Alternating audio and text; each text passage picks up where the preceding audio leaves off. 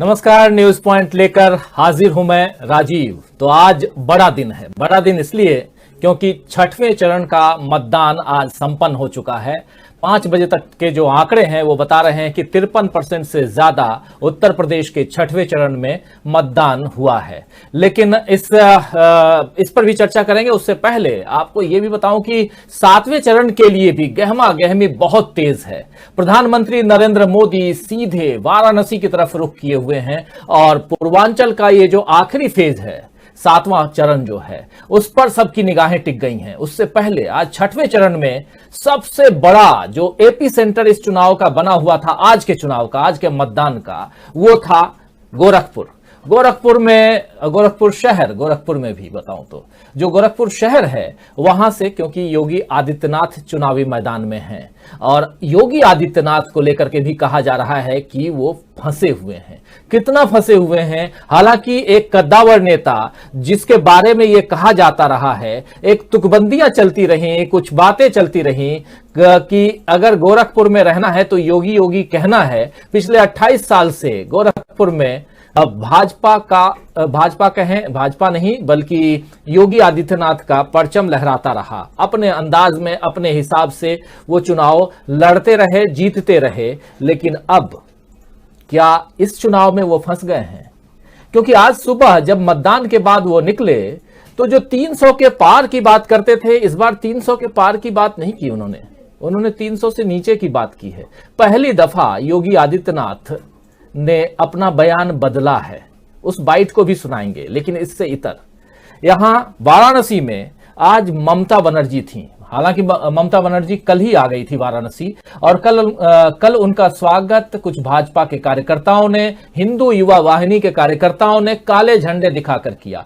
न सिर्फ काले झंडे दिखाए बल्कि उनके काफिले को रोका। एक सीएम के काफिले को रोकना, अभद्रता करना, अभद्रता ऐसी कि जो ममता बनर्जी, आप सब जानते हैं ममता बनर्जी फाइटर लेडी हैं और वो चाहे वो सिंगूर का मामला हो, चाहे नंदीग्राम का मामला हो, बहुत सारे ऐसे मामले में आप सबने देखा है। और 34 साल के सीपीएम के किले को उन्होंने ध्वस्त किया था। मैं पश्चिम बंगाल की बात कर रहा हूं। यहां भी चुपचाप शांत खड़ी रही। लेकिन आज जब उन्होंने भाषण दिया, जबरदस्त भाषण, उत्तर प्रदेश में उन्होंने सीधा योगी मोदी सरकार को ललकारा है। सबसे पहले इस कार्यक्रम की शुरुआत करें, छठवें फेज में क्या कुछ हुआ है उस पर चर्चा करें। लेकिन उससे पहले एक बाइट सुनाना चाहता हूं ममता बनर्जी की और यहां से फिर शुरुआत इस चर्चा को आगे बढ़ाएंगे। लेकिन ममता बनर्जी की बाइट सुनाएं उससे पहले योगी आदित्यनाथ की बाइट भी सुनाएंगे और उसके बाद अखिलेश यादव को भी सुनेंगे। तो बहुत कुछ है। लेकिन हम आज ये क्यों लिख रहे हैं कि योगी ने मानी हार, इसके आगे भी एक लाइन है, वो भी अगर लाना चाहें तो ले आएं, जिसमें ये कि छठवें चरण के बाद बीजेपी के लिए बुरी खबर।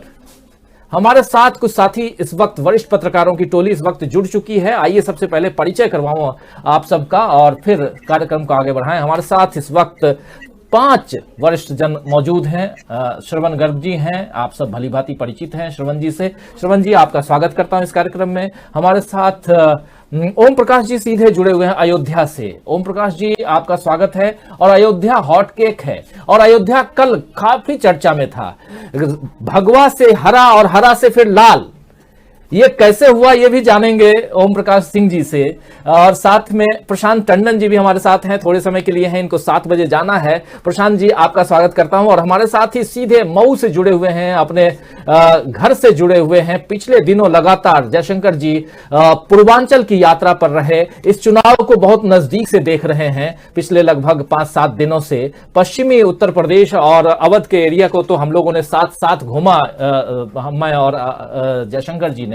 लेकिन ये जो पूर्वांचल का पार्ट है, चूंकि वहीं के रहने वाले भी हैं और बहुत नजदीक से देखते हैं, तो घर पहुंच करके और पूरे चुनाव को अगर नजदीक से देखा जाए तो उससे अच्छा और क्या होगा। राहुल लाल जी को भी आप लोग अच्छी तरह से जानते हैं, वरिष्ठ पत्रकार हैं, तमाम चैनलों पे आप लोगों ने देखा होगा और हमारे साथ भी कई कार्यक्रमों में हिस्सा लेते रहे हैं, विभाग टिप्पणी के लिए जाने जाते हैं। और थोड़ी देर बाद एक साथी और जुड़ेंगे, लेकिन इनसे पहले आप सबका स्वागत करता हूं और स्वागत आप तमाम दोस्त साथी शुभचिंतक आप सबका भी जो इस कार्यक्रम में जुड़ चुके हैं, जो जुड़ने वाले हैं और कार्यक्रम को आगे बढ़ाएं। उससे पहले जैसा मैं कह रहा था, पहले ममता बनर्जी को सुनते हैं।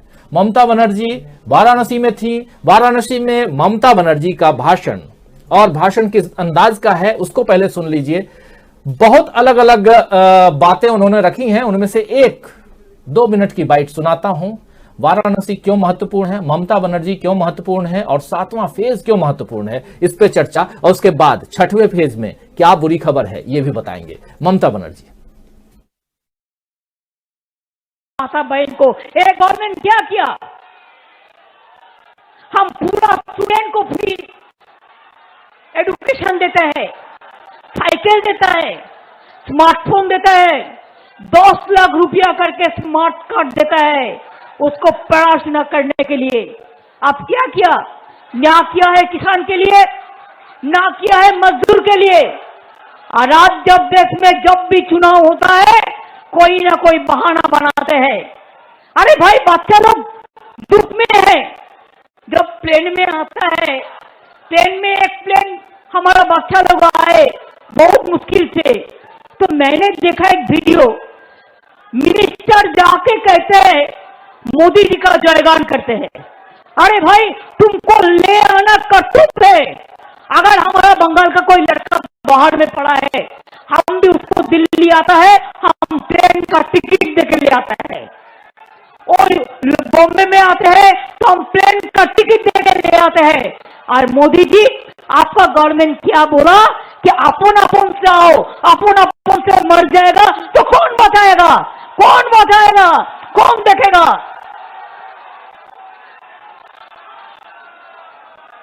हिंदुस्तान बराबर शांति चाहते हैं, हम भी शांति चाहते हैं। हम कोई देश का खिलाफ में नहीं हूं, लेकिन हम बीजेपी के खिलाफ में जरूर हूं।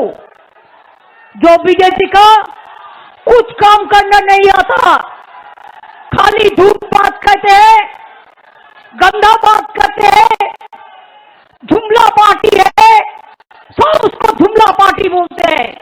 इसी के लिए याद रखना, रोशनी चांद से होता है, सितारों से नहीं। मोहब्बत अखिलेश जी का गठबंधन से होता है, बीजेपी से नहीं। ये आपको याद रखना है। बातों बातों पे बड़ा बड़ा बात करते हैं लोग। हमारा पास इंफॉर्मेशन है कि अखिलेश यादव जी और उसको गठबंधन जीत रहा है। बदल दो, योगी सरकार को बदल दो, योगी सरकार को पलटा दो, योगी सरकार को बदल दो। बदले जाए अगर माली, चामन होता नहीं खाली। बाहर फिर भी आते हैं, बाहर फिर भी आएंगे। अखिलेश काम किया है और सारे काम करेगा उसको गठबंधन के लिए, लेकिन इसको बदल दो। ये ज्यादा बरसाते हैं, इतना बारिश, इतना मत बरसाओ। हमें भी हिम्मत है, हमें भी लड़ने का हिम्मत है। बीजेपी तुम देख लो, पूरा देश तुम्हारा खिलाफ में है, पूरा देश का नौजवान तुम्हारा खिलाफ में है।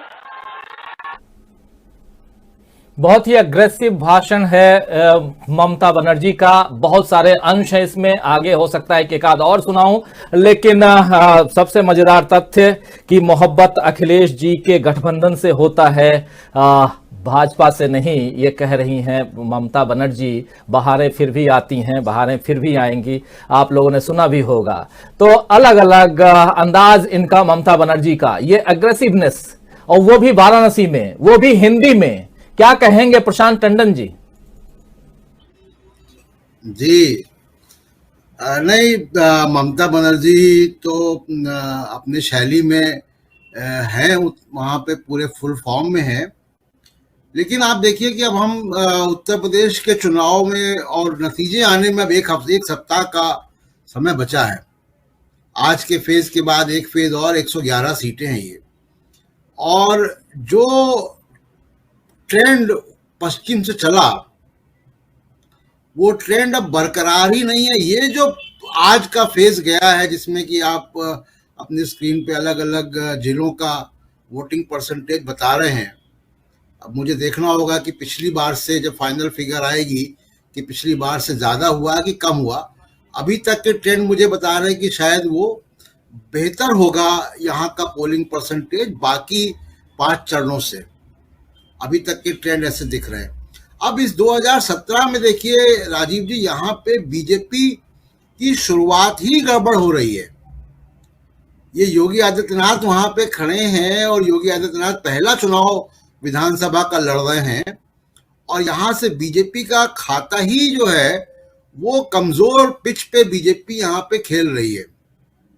2017 में जब बीजेपी को ऑन एवरेज 41% वोट मिला था, ये फेज में बीजेपी को 34% ही वोट मिला था। सीटें भी पिछले फेज से काफी कम थी, 57 में 39 सीटें ही थी इनके पास यहाँ पे। तो यहां से बीजेपी शुरुआत कर रही है, तो जाहिर सी बात है कि ये सबसे चुनौतीपूर्ण जो है वो क्षेत्र में बीजेपी है इन दोनों फेज में। और इसीलिए आप देखिए कि प्रधानमंत्री नरेंद्र मोदी 3 दिन के लिए कैंप किए हुए हैं, जब यूक्रेन में हमारे हजारों बच्चे फंसे हुए हैं। एक राष्ट्रीय समस्या है और वो पूरे दमखम के साथ यहाँ पे लगे हुए हैं उत्तर प्रदेश के चुनाव में। मुझे याद आता है 1990 में जब ये क्राइसिस हुई थी कुवैत पे हमले की, तो आई.के. गुजराल विदेश मंत्री थे और विश्वनाथ प्रताप सिंह प्राइम मिनिस्टर थे, और वो पर्सनली कैंप कर रहे थे। बसरा से और बगदाद से बसों में भारतीय लाए गए थे और 1,70,000 भारतीयों को सुरक्षित और निःशुल्क लाया गया था भारत में। और आज हम देख रहे हैं कि प्रधानमंत्री चुनाव प्रचार कर रहे हैं, जबकि हमारे हजारों बच्चे अभी फंसे हुए हैं। ये रिफ्लेक्ट करता है कि कैसे ये 5 साल योगी की सरकार चली है, कैसे मोदी साहब सरकार चला रहे हैं। इलेक्शन जीतने की मशीन, केवल चुनाव लड़ने की मशीन सरकार और पार्टी दोनों बन गई। और ये कमेंट्री है उत्तर प्रदेश में बीजेपी की, और यही मेरे ख्याल से जनता इसका जो है जवाब देगी 10 तारीख को, जब हम नतीजे देखेंगे। आएंगे, लेकिन 10 तारीख के नतीजे से पहले जो मतदान की प्रक्रिया चल रही है, आज 6वां फेज खत्म हो चुका है और 6वें फेज के खत्म होने के बाद उत्तर प्रदेश में जो 57 सीटों पर मतदान कराया गया है, उसमें 53.31% की पोलिंग वोटिंग हुई है, वो भी 5 बजे तक। 5 बजे के बाद क्या आंकड़े आते हैं वो हम आप तक रखेंगे, अगर इस कार्यक्रम के रहते वो आंकड़े आ जाएं तो। लेकिन इसमें जो 10 जिले हैं, इन 10 जिलों में सबसे ज्यादा जो सीटें हैं, सबसे ज्यादा जहां मतदान हुआ है वो है अंबेडकर नगर। तो ये मतदान सबसे ज्यादा होना ये क्या कुछ कहता है, ये भी जानेंगे। अभी आंकड़े आ रहे हैं। हमारे साथ एक साथी और जुड़ गए हैं, सीनियर जर्नलिस्ट हैं आलोक अग्निहोत्री जी, आपका भी स्वागत है आलोक जी। और साथ में मऊ से सीधे जुड़े हुए हमारे साथी जयशंकर गुप्त जी, और अयोध्या से जुड़े हुए हैं ओम प्रकाश जी। अलग अलग जगहों से जुड़े हुए और वहां की जमीनी हकीकत बताने के लिए आप सब काफी हैं, और इस कार्यक्रम को और मजबूती देने के लिए आप लोग काफी है कि बहुत कुछ जो हम यहां बात करते हैं वो सब एक तथ्यों के साथ हम रख पाएंगे। एक चर्चा यहां छेड़ना चाहता हूं, वो कल हम लोग उस पर चर्चा कर रहे थे जब आज 6वें चरण की बात करें, लेकिन उससे पहले अयोध्या की बात। अयोध्या के बाद काशी भी, अभी बनारस की बात चल ही रही थी, ममता बनर्जी को हमने दिखाया, लेकिन अयोध्या में कल जो रंग रोगन हुआ है उसके बाद रात तक कलर बदल जाना, फटाफट चाहूंगा ओम प्रकाश जी, क्या है ये कि पहले जिलाधिकारी साहब जो हैं भगवा कलर से हरा कलर लेके आते हैं, हरा से लाल हो जाता है, आखिर ये क्या है, क्यों ऐसा? देखिए, इसमें जो वर्तमान डीएम है उनका कोई रोल नहीं है। जो थे अनुज, उन्होंने अपने आवास पर दोनों जगह, जो अस्थायी आवास था जो और जो परमानेंट आवास था, दोनों जगह जो है भगवा कलर के जो है उन्होंने बोर्ड लगाए थे। पीडब्ल्यूडी का चूंकि वो बोर्ड जो लगता है वो हरे रंग का लगता है, तो बदलने के क्रम में जो है पीडब्ल्यूडी ने परसों जिलाधिकारी आवास का जो भगवा कलर का बोर्ड था उसको बदल दिया। तो ये चर्चा में आया, मैंने भेजा, सबसे पहले जो है चीजें वायरल हुई और खबरें चलने लगी। लेकिन वो ये हुई कि जब ये वायरल हुआ तो उसके बाद डीएम ने अधिकारियों की क्लास लगा दी, उसको जो है वो भगवा कलर में कर दिया गया। आचार संहिता लगी हुई है, इसमें बोर्ड बदलना और बोर्ड का रंग बदलना ये अपने आप में ऐसा है कि कहीं ना कहीं है। और अंदर खाने जो ये चर्चा है कि अयोध्या ने संदेश तो दिया है आने वाली सरकार को क्या करना चाहते हैं और क्या चीजें हैं, तो उसमें कहीं डीएम का रोल नहीं था, लेकिन ये माना है कि इससे प्रभाव पड़ा है और मीडिया का जो है वो पेट भरने के लिए एक बोर्ड काफी था, ये बाकी कुछ ऐसा नहीं था।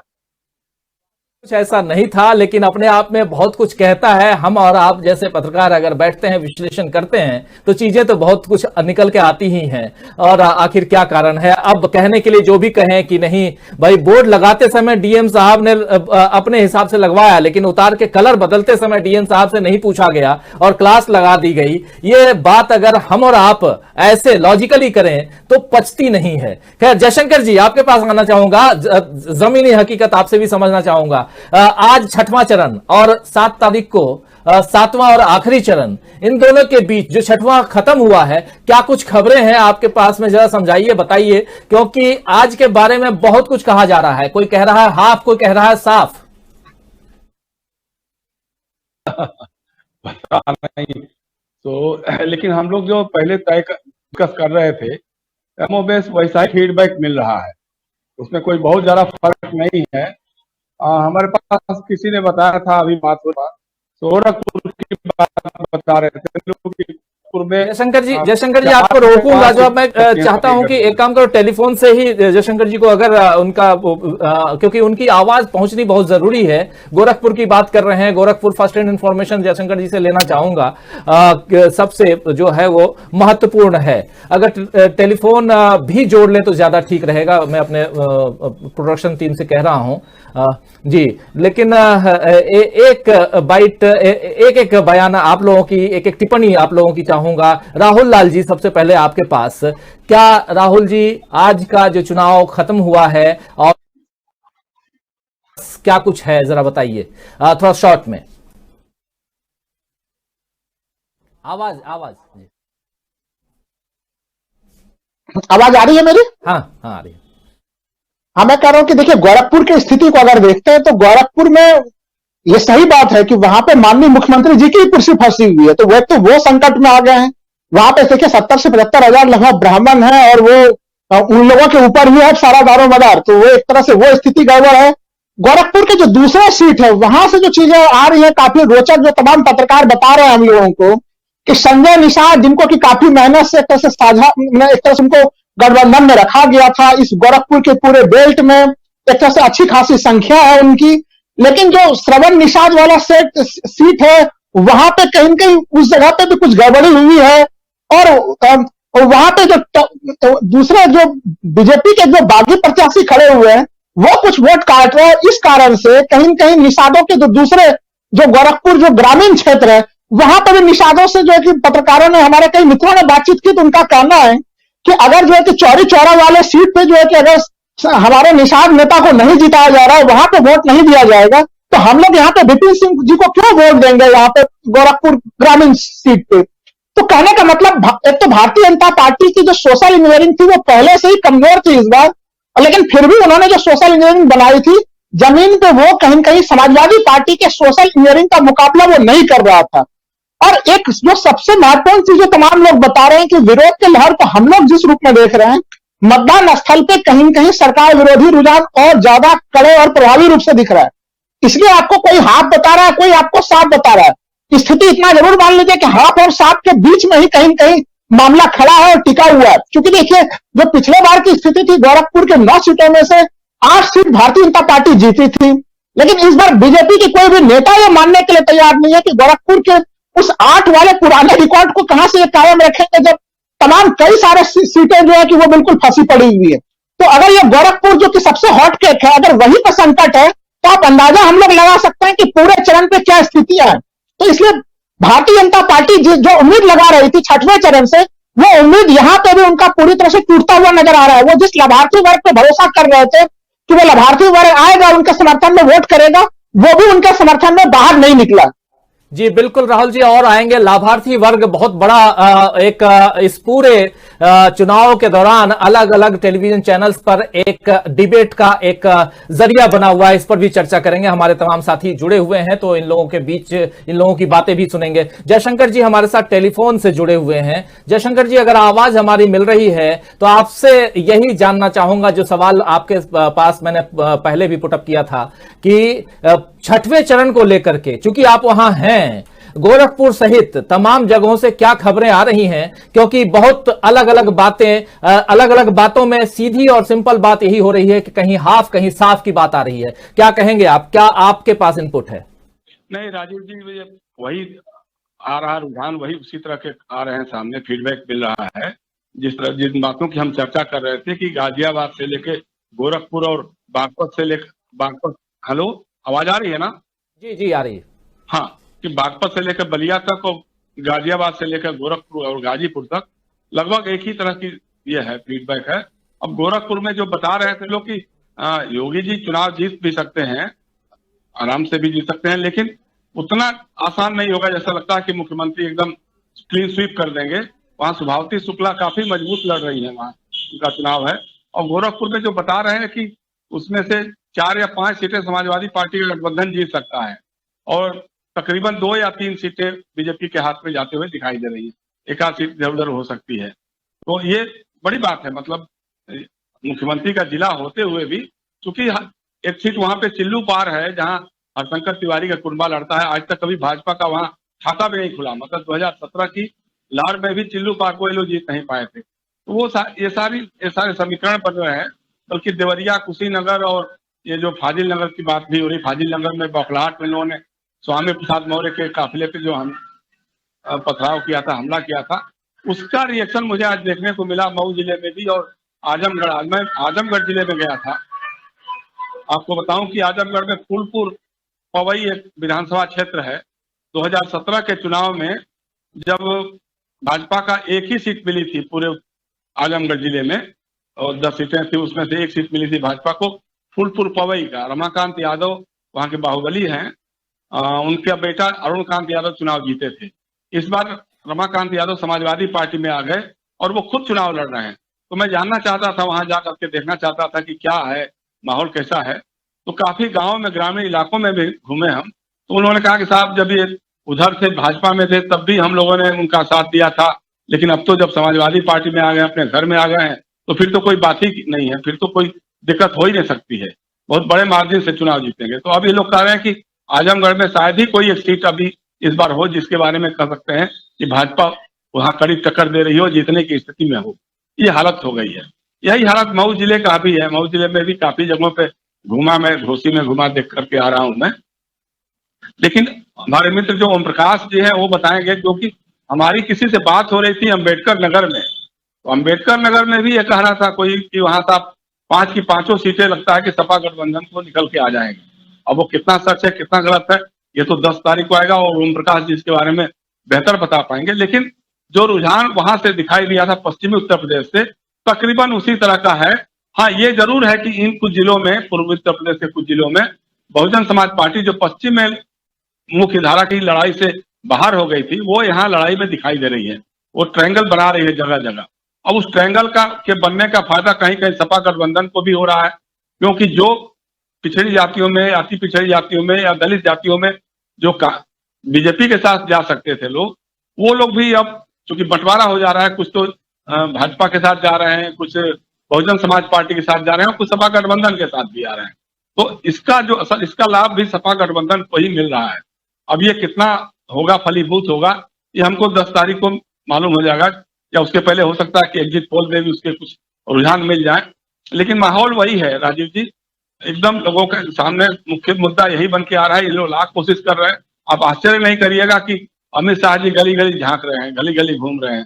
प्रधानमंत्री जी ने पूरा का पूरा कैंप लगा दिया है, पूरी कैबिनेट लग गई है, उत्तर प्रदेश सरकार पूरी लग गई है, लेकिन इनको अधिकारियों से सपोर्ट नहीं मिल रहा है जितना पहले लग रहा था कि साहब अधिकारी सपोर्ट करेंगे, ये करेंगे।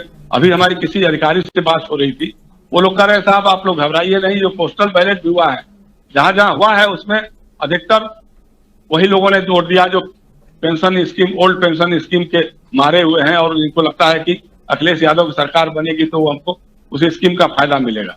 तो इस तरह की बातें सुनने को मिल रही हैं।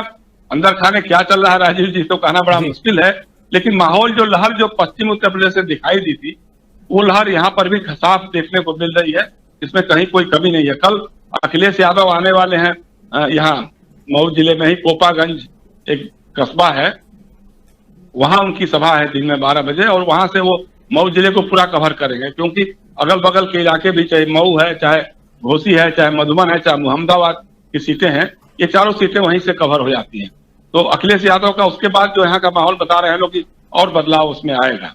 जी राजीव जी जयशंकर जी, बहुत सारी बातें आप कह रहे हैं। 6वें से लेकर 7वें फेज तक क्या कुछ चल रहा है, क्या कुछ हो रहा है, इस पर आपकी नजरें टिकी हुई हैं। और चूंकि आप ग्राउंड जीरो पे, जमीन स्तर पर सब कुछ देख रहे हैं, इसलिए भी फर्स्ट हैंड इंफॉर्मेशन हम अपने तमाम दर्शकों तक पहुंचा रहे हैं, जो हमारे साथ जुड़े हुए हैं, जो जुड़ चुके हैं, जो जुड़ने वाले हैं। आप सबका एक बार फिर से इस्तकबाल करता हूं, स्वागत करता हूं। दोस्तों, अपनी बातों को आप इस लाइव कार्यक्रम के जिस प्लेटफॉर्म पर आप हमारे कार्यक्रम को देख रहे हैं, वहां आप कमेंट बॉक्स में लिख सकते हैं, अपनी बातों को रख सकते हैं। अगर आप इस एरिया से बिलोंग करते हैं, पूर्वांचल से, तो अपनी बातें भी जरूर रखिए, जरूर लिखिए, ताकि देश दुनिया तक आपकी बातें भी पहुंच पाए। हमारे साथ इस वक्त जुड़ चुके हैं आलोक अग्निहोत्री जी, भी वरिष्ठ पत्रकार हैं। आलोक जी, आपका स्वागत करता हूं। हमारे तमाम कार्यक्रमों में आप जुड़े रहे और जमीनी स्तर पर क्या कुछ चल रहा है उसकी जानकारी भी आप देते रहे इस चुनाव के दरमियान।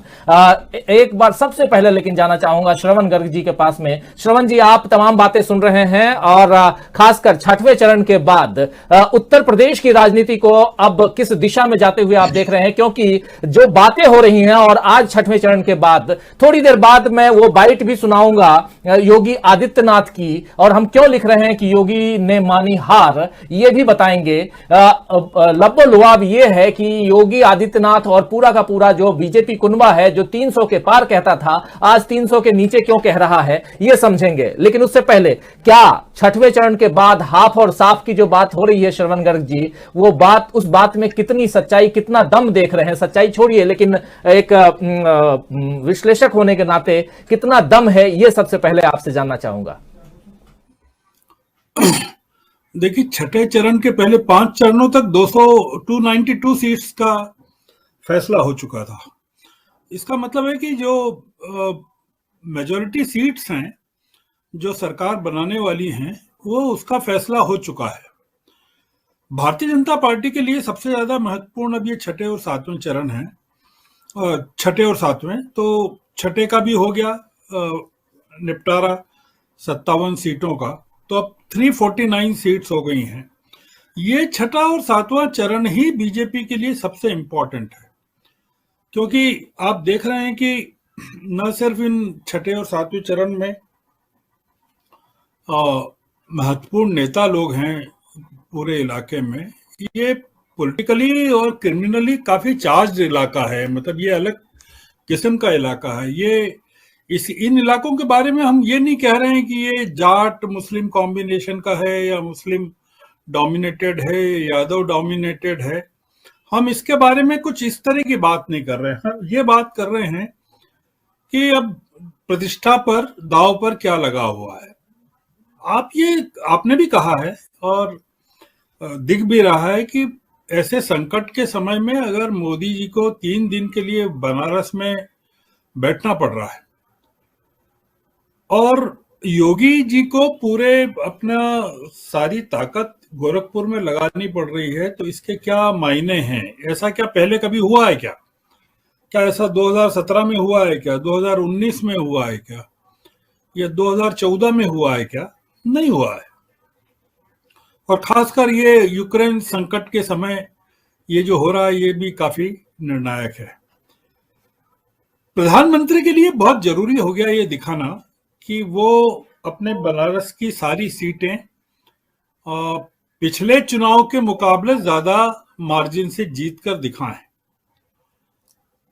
और योगी के लिए भी जरूरी हो गया है कि पिछले चुनाव के मुकाबले अपने इलाके की सारी सीटें जीत कर दिखाएं, क्योंकि आज प्रधानमंत्री जी ने जो भाषण दिया है वो काफी महत्वपूर्ण है।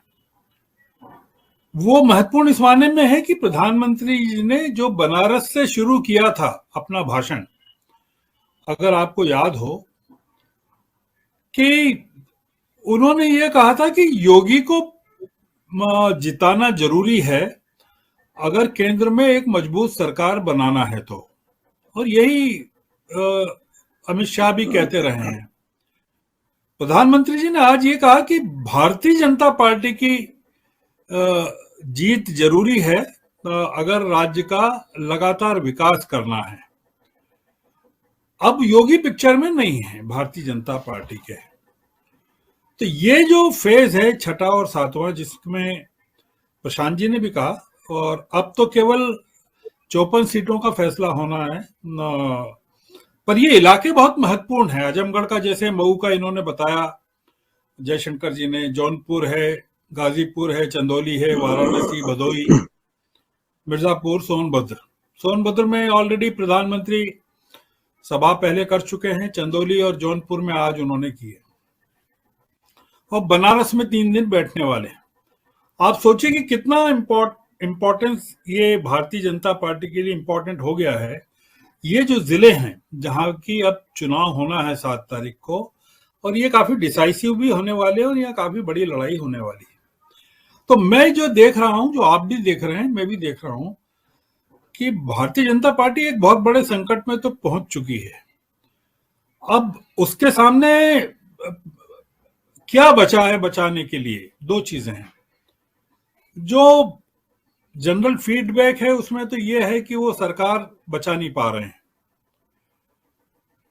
दूसरा ये है कि क्या प्रधानमंत्री स्वयं अपनी प्रतिष्ठा को बनारस में बचा पाएंगे। उस इलाके की जो उनकी पार्लियामेंट्री कॉन्स्टिट्यूएंसी है उसमें सारी सीटों पर उसी मार्जिन से या उससे ज्यादा से वो जीत पाएंगे। और तीसरा, योगी अपने पॉलिटिकल एम्बिशंस को आगे जारी रखने के लिए गोरखपुर में अपनी खुद की सीट, मिसेस शुक्ला जिस तरह से दावा कर रही हैं, और जो आसपास की सीटों के जो आ रहे हैं, राहुल लाल ने जिस तरह से बताया अभी, उसको लेकर क्या ये लगता है कि योगी अपनी ताकत को वर्सेस मोदी एस्टेब्लिश कर पाएंगे।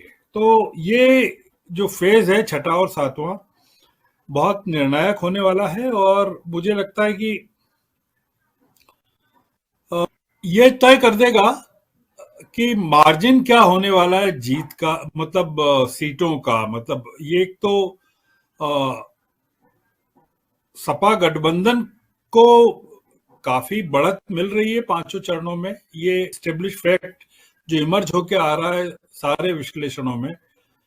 अब जो चीज है वो ये है, क्योंकि आप अगर पिछले समाजवादी पार्टी के रिजल्ट्स भी देखें 2012 और 2017 के, 2012 का खासकर तो 224 सीटें थी 2012 में, और 5वें चरण तक जो चुनाव हुआ वो 292 सीट्स तक हुआ। तो 292 सीट्स में 224 सीटें 2012 का की प्राप्ति थोड़ी मुश्किल है, जिस तरह का रेजिस्टेंस है। छठा और सातवां फेज इसीलिए सारे दलों के लिए बहुत इंपॉर्टेंट है, और सारे ही दलों को उसमें बहुत ताकत लगानी पड़ेगी। आपने ममता बनर्जी की एक क्लिपिंग दिखाई। मैं राजीव जी एक चीज पूछना चाहता था आपसे भी और सब लोगों से, कि देश के जितने महत्वपूर्ण नेता हैं विपक्ष में, उनमें केवल ममता बनर्जी ही क्यों बनारस पहुंची, या उत्तर प्रदेश के चुनाव में जो दूसरे बड़े राष्ट्रीय नेता हैं विपक्ष के, उनकी उपस्थिति क्यों नहीं नजर आई? अगर वो बहुत सीरियस हैं भारतीय जनता पार्टी को हराने के लिए, या पूरी भारतीय जनता पार्टी कैंप कर रही है अभी बनारस में। अमित शाह, धर्मेंद्र प्रधान, नड्डा, प्रधानमंत्री, तमाम लोग। हालांकि ममता बनर्जी हैं वहां, वो उनको एक दिन तो पूरा अपना पूजा पाठ में लगाना है, एक उन्होंने जो किया है। क्या कारण है कि विपक्षी जो लोग हैं, विपक्षी नेता हैं, वो उत्तर प्रदेश के चुनाव में नजर नहीं आए या कम नजर आए? बिल्कुल बिल्कुल आप सवाल पूछ रहे हैं और सवाल का जवाब कई लोग अभी देंगे। हमारे तमाम साथी जो हैं जुड़ गए हैं हमारे साथ। वरिष्ठ पत्रकार राजेश बादल जी आपका स्वागत करता हूं इस कार्यक्रम में। और साथ में मऊ से सीधे जुड़े हुए हैं हमारे साथी जयशंकर गुप्त जी टेलीफोन के जरिए, क्योंकि वीडियो उनका ठीक आ नहीं रहा है और हमारी कोशिश है कि उनकी बातें हम सब तक पहुंचे, क्योंकि पूरा पूर्वांचल वो अलग अलग हर क्षेत्र में जा रहे हैं। 6वें चरण का मतदान समाप्त हो चुका है और अब 7वें चरण में पूरी की पूरी बाजी किधर जा रही है ये समझेंगे। लेकिन उससे पहले हाफ और साफ की बात हो रही है। योगी आदित्यनाथ ने भी आज जो बाइट दी है अपने मतदान के बाद वो भी दिखाएंगे। लेकिन उससे पहले प्रधानमंत्री नरेंद्र मोदी की बात आप कर रहे थे श्रवण गर्ग जी। 2-3 दिन से प्रधानमंत्री नरेंद्र मोदी जो हैं वो भाषण का अंदाज उनका बदल गया है और पूर्वांचल में जाकर के एक अलग अंदाज में कल भी हमने दिखाया था, लेकिन उसी पार्ट को आज भी मैं कहूंगा अपने प्रोड्यूसर को दिखाएं जरा, क्योंकि पूर्वांचल का ये 6वां फेज और इस फेज से पहले प्रधानमंत्री नरेंद्र मोदी हर घर में प्रणाम क्यों भेज रहे थे जरा, क्योंकि कई लोगों ने नहीं सुना है। मैं चाहूंगा कि जरा इस बाइट को सुना दे, प्रणाम वाली बाइट को, और फिर आगे बढ़े। ममता बनर्जी के एक पार्ट को भी सुनाएंगे और फिर योगी आदित्यनाथ की उस बाइट को, इंपॉर्टेंट बाइट को भी सुनाना चाहेंगे और सीधे फिर आलोक अग्निहोत्री जी आपके पास आना चाहूंगा। उन्नाव से आप जुड़ते हैं लेकिन उधर का पूरा पार्ट आप छाने हुए हैं और बहुत अच्छी तरह से जानते हैं पूरी भौगोलिक स्थिति को। आइए जरा सुनते हैं प्रधानमंत्री नरेंद्र मोदी को। मेरा एक काम करेंगे आप लोग,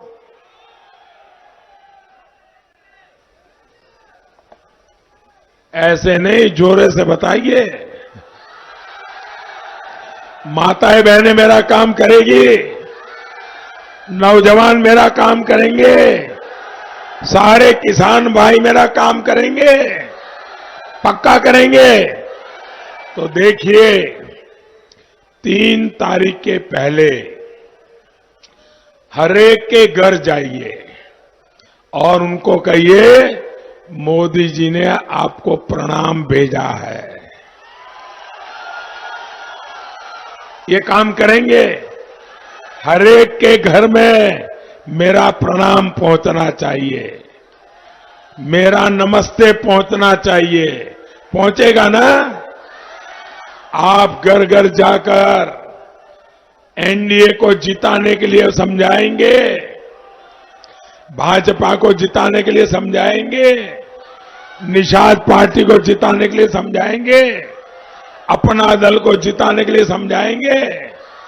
भाइयों बहनों, भारी मतदान करवाइए, सबको एनडीए के साथियों को जिताइए।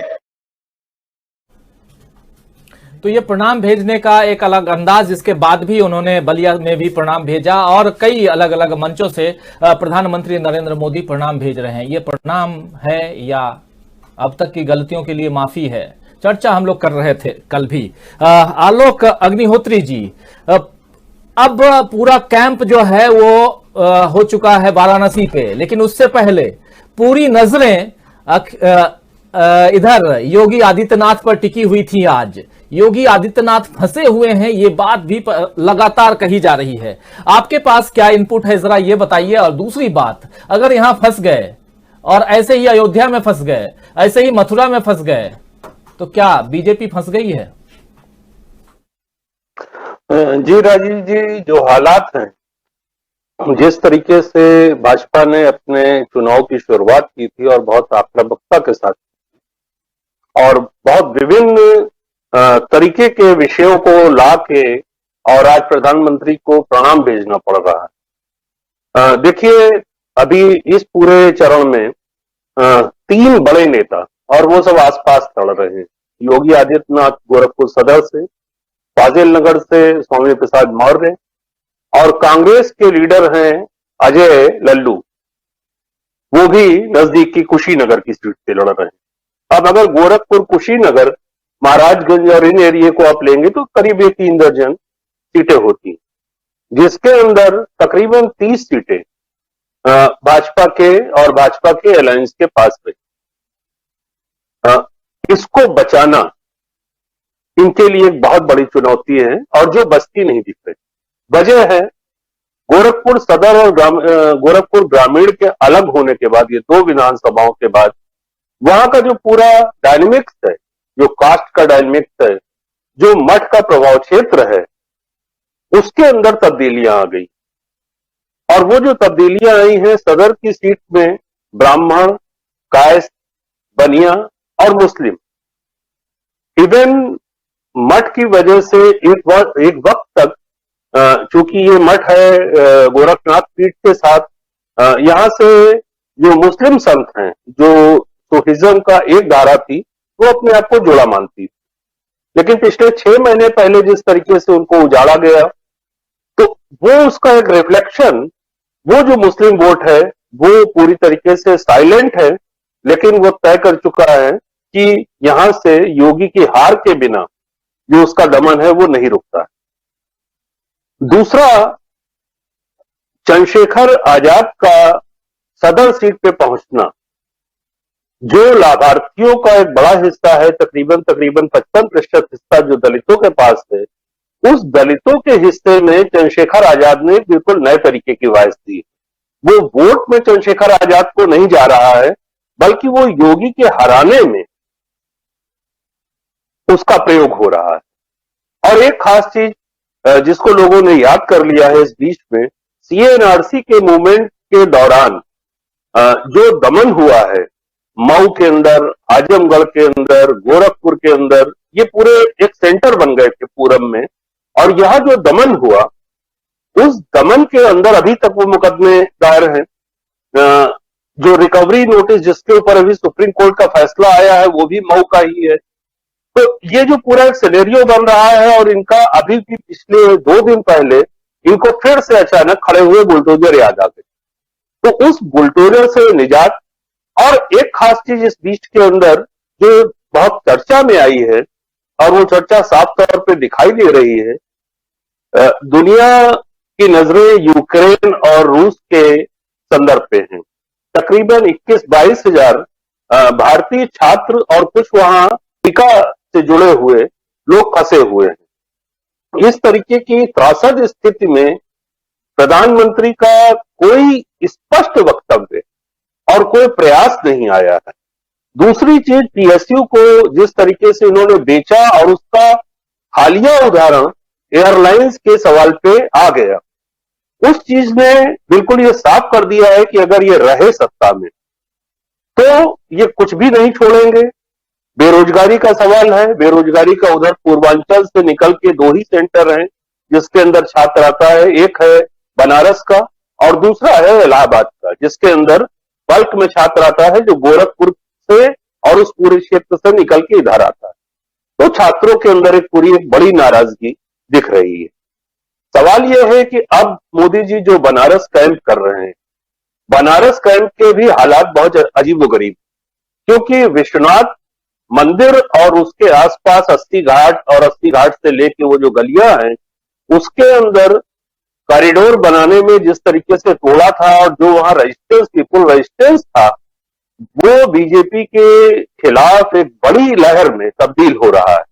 अभी 2 दिन पहले और कल फिर वहां के जो महंत हैं, जो मुख्य पुजारी हैं, उन्होंने फिर एक इंटरव्यू, और उन्होंने कहा कि सनातन या वेद के अंदर या कहीं भी ऋचाओं के अंदर कहीं हिंदू का शब्द नहीं आया है। ये हिंदुत्व की बात क्यों कर रहे हैं? इन्होंने तो जितने भी 84 करोड़, उनका ये कहना था कि 84 करोड़ यहाँ देवी देवता स्थापित थे काशी में, उनके ऊपर तो बुलडोजर चला दिया। तो ये तो धर्म को खत्म कर रहे हैं और धर्म का बाजार बनाने की कोशिश कर रहे हैं, और ये कॉरिडोर नहीं है, एक माल बनाया गया। तो अब इस तरीके की जो चीजें आई हैं, उन्होंने मजबूर किया है कि मोदी जी बनारस के अंदर रह के वो जो पूरा डैमेज है उसको कंट्रोल। तो बाकी जो लगे हुए क्षेत्र हैं, बलिया है, बलिया के आसपास का जो क्षेत्र है, बहुत क्रांतिकारी जमीन रही है। बलिया कभी भी बहुत प्रभावित नहीं होता है, लेकिन 17 के अंदर मोदी पे बहुत विश्वास करके बलिया और इन क्षेत्रों के अंदर लोगों ने पोल किया और भाजपा को जिताया। जो पूरा सिनेरियो लग रहा है, वो सिनेरियो ये लग रहा है कि ये 20-25% भी अगर अपनी सीटें बचा पाए। तो बहुत होगा। और आलोक सदर की अग्निहोत्री जी, आपको जिस रोकना हिसाब चाहूंगा। से इस बार योगी जब हम जी- बनारस की बात कर रहे हैं तो बनारस में जो ममता बनर्जी, और ममता बनर्जी ही क्यों, इसको लेकर श्रवण गर्ग जी ने भी एक सवाल किया था। ममता बनर्जी की एक बाइट और सुनाना चाहता हूं। ममता बनर्जी बनारस में जिस एग्रेसिव अंदाज में आज भाषण दे रही थी, आखिर अकेली वही क्यों, और लेकिन इससे समाजवादी कुनबा जो है कितना मजबूत हुआ है। एक तरफ रालोद के नेता, रालोद के अध्यक्ष जयंत चौधरी, दूसरी तरफ राजभर के ओम प्रकाश राजभर, सुभाषपा के सुहेल देव भारतीय समाज पार्टी के नेता, और इनके साथ साथ दोनों चाचा उस मंच पर, और बहुत सारे नेता, जया बच्चन भी वहां पर थी, बहुत लोग थे, और वहां गरज रही थी ममता बनर्जी। ममता बनर्जी सीधी चुनौती दे रही थी मोदी जी को, योगी जी को। एक बार सुन लेते हैं, चर्चा आगे बढ़ाएंगे, और आना चाहूंगा फिर राजेश बादल जी के पास कुछ सवालों के साथ। पहले सुनते हैं ममता बनर्जी को। मैं आपको आभारी हूं। आप लोग को बहुत बहुत धन्यवाद। आप लोग को बहुत बहुत नमस्कार। आप लोग को बहुत बहुत नमस्ते। आप लोग को बहुत बहुत सत श्री अकाल जी। आप लोग को बहुत बहुत सलाम। आप लोग को बहुत बहुत जय जोहार। आप लोग को बहुत बहुत नमस्ते। मैं दो चार बात कहने का पहले, मैं कल बनारस को पवित्र घाट में गया था। मेरे को बहुत अच्छा लगा। 2 दिन पहले शिवरात्रि हुआ। हम लोग शिवरात्रि करते हैं, और मैंने तो कहता है हर हर महादेव, सबको रखे, सुस्त रखे, शांत रखे। ए बनारस में कल जब मैंने घाट में जा रहा था, मैं एयरपोर्ट से आ रहा था, तो रास्ता में मैंने देखा थोड़ा बीजेपी का वर्कर जिसको दिमाग में कुछ नहीं है, फोड़ना तोड़ना छोड़ के और कुछ नहीं है, और मेरे को गाड़ी रुक दिया, मेरे को गाड़ी में डंडा मारा, मेरे को गाड़ी में धक्का मारा, और मेरे को बोलता है आप वापस जाओ। तो मैंने सोचा कि ये लोग गया, ये पूरा विदाई और चला गया, राजनीतिक को चल बसी, उसको हारना मौजूद है। इसी के लिए मैं एक मीटिंग में आ रहा था। तुम्हारा क्या है? हमको कहता है तुम वापस जाओ। मैंने क्या किया? मैं इतना डरते नहीं है, मैं डरफुक नहीं हूं, मैं लड़ाकू हूं, और लड़ते लड़ते मेरे को जिंदगी में बहुत दफे सीपीएम मेरे को पिटाया। तो राजेश बादल जी सुन रहे थे, मैं डरपोक नहीं हूं, मैं डरती नहीं हूं, मैं लड़ाकू हूं। ये जो बात कह रही हैं ममता बनर्जी सीधे वाराणसी से। तो 2-3 बातें मैं यहां पहले भी रखा था। ममता बनर्जी वाराणसी में और अपोजिशन की लीडर, एक प्रमुख लीडर के रूप में यहां मौजूद हैं। और गठबंधन की बात थोड़ी देर पहले जो बाइट में सुनाया था उसमें उन्होंने बड़े अंदाज में कहा था कि मोहब्बत अखिलेश जी के गठबंधन से होता है, अनेक से नहीं, भाजपा से नहीं। ये बात भी उन्होंने कही थी। तो एक अलग निराला अंदाज है भाषण का, और साथ साथ अग्रेसिवनेस भी। और वाराणसी में मोदी जी के गढ़ में जाकर चुनौती पेश कर रही हैं। लेकिन एक सवाल जो श्रवण गर्ग जी ने पूछा था, उस सवाल से भी थोड़ा चाहूंगा कि उस पर भी आप चर्चा कीजिएगा। और साथ साथ छठवां फेज, हालांकि हमारे साथ टेलीफोन से जुड़े हुए हैं हमारे साथी जयशंकर गुप्त जी, उनके पास भी आऊंगा। लेकिन छठवां फेज जिसमें सबकी नजरें योगी आदित्यनाथ पर टिकी हुई हैं, आप क्या देख रहे हैं? धन्यवाद राजीव जी। ममता बनर्जी के जो कथन अभी हमने सुना, तो जो उन्होंने कहा है कि मैं लड़ाकू हूं और जीवन में बहुत बार सीपीएम ने पीटा है, पिटाई की है, ये बात बिल्कुल सही है। और उनके जुझारू और लड़ाकू चरित्र को तो हमने बीते दिनों बंगाल के चुनाव में देख ही लिया। और जिस तरीके से, जिस ढंग से ममता बनर्जी ने भारतीय जनता पार्टी को शिकस्त दी है, उससे मुझे लगता है कि भारतीय जनता पार्टी को अपनी हार से उबरने में भी शायद बहुत अरसा लगेगा, वक्त लगेगा। दूसरी बात यह है कि ममता बनर्जी बनारस क्यों आई। मैं आपको बता दूं कि बंगाल और पूर्वांचल और बनारस का रिश्ता बहुत पुराना है, बहुत गहरा रिश्ता है। जब बंगाल का विभाजन नहीं हुआ था तो बिहार और पूर्वांचल का ये हिस्सा सारा का सारा बंगाल के साथ में होता था। आप पुराना अगर देखेंगे तो आज भी पहले भी होता था। बंगाल से बहुत सारे लोग, बड़ी संख्या में लोग पढ़ने के लिए बनारस आते थे और गुरुदेव से लेकर के और बहुत सारे हमारे क्रांतिकारी आंदोलन में जितना भी बड़ा अड्डा था बंगाल के क्रांतिकारियों का, उनका दूसरा घर बनारस था।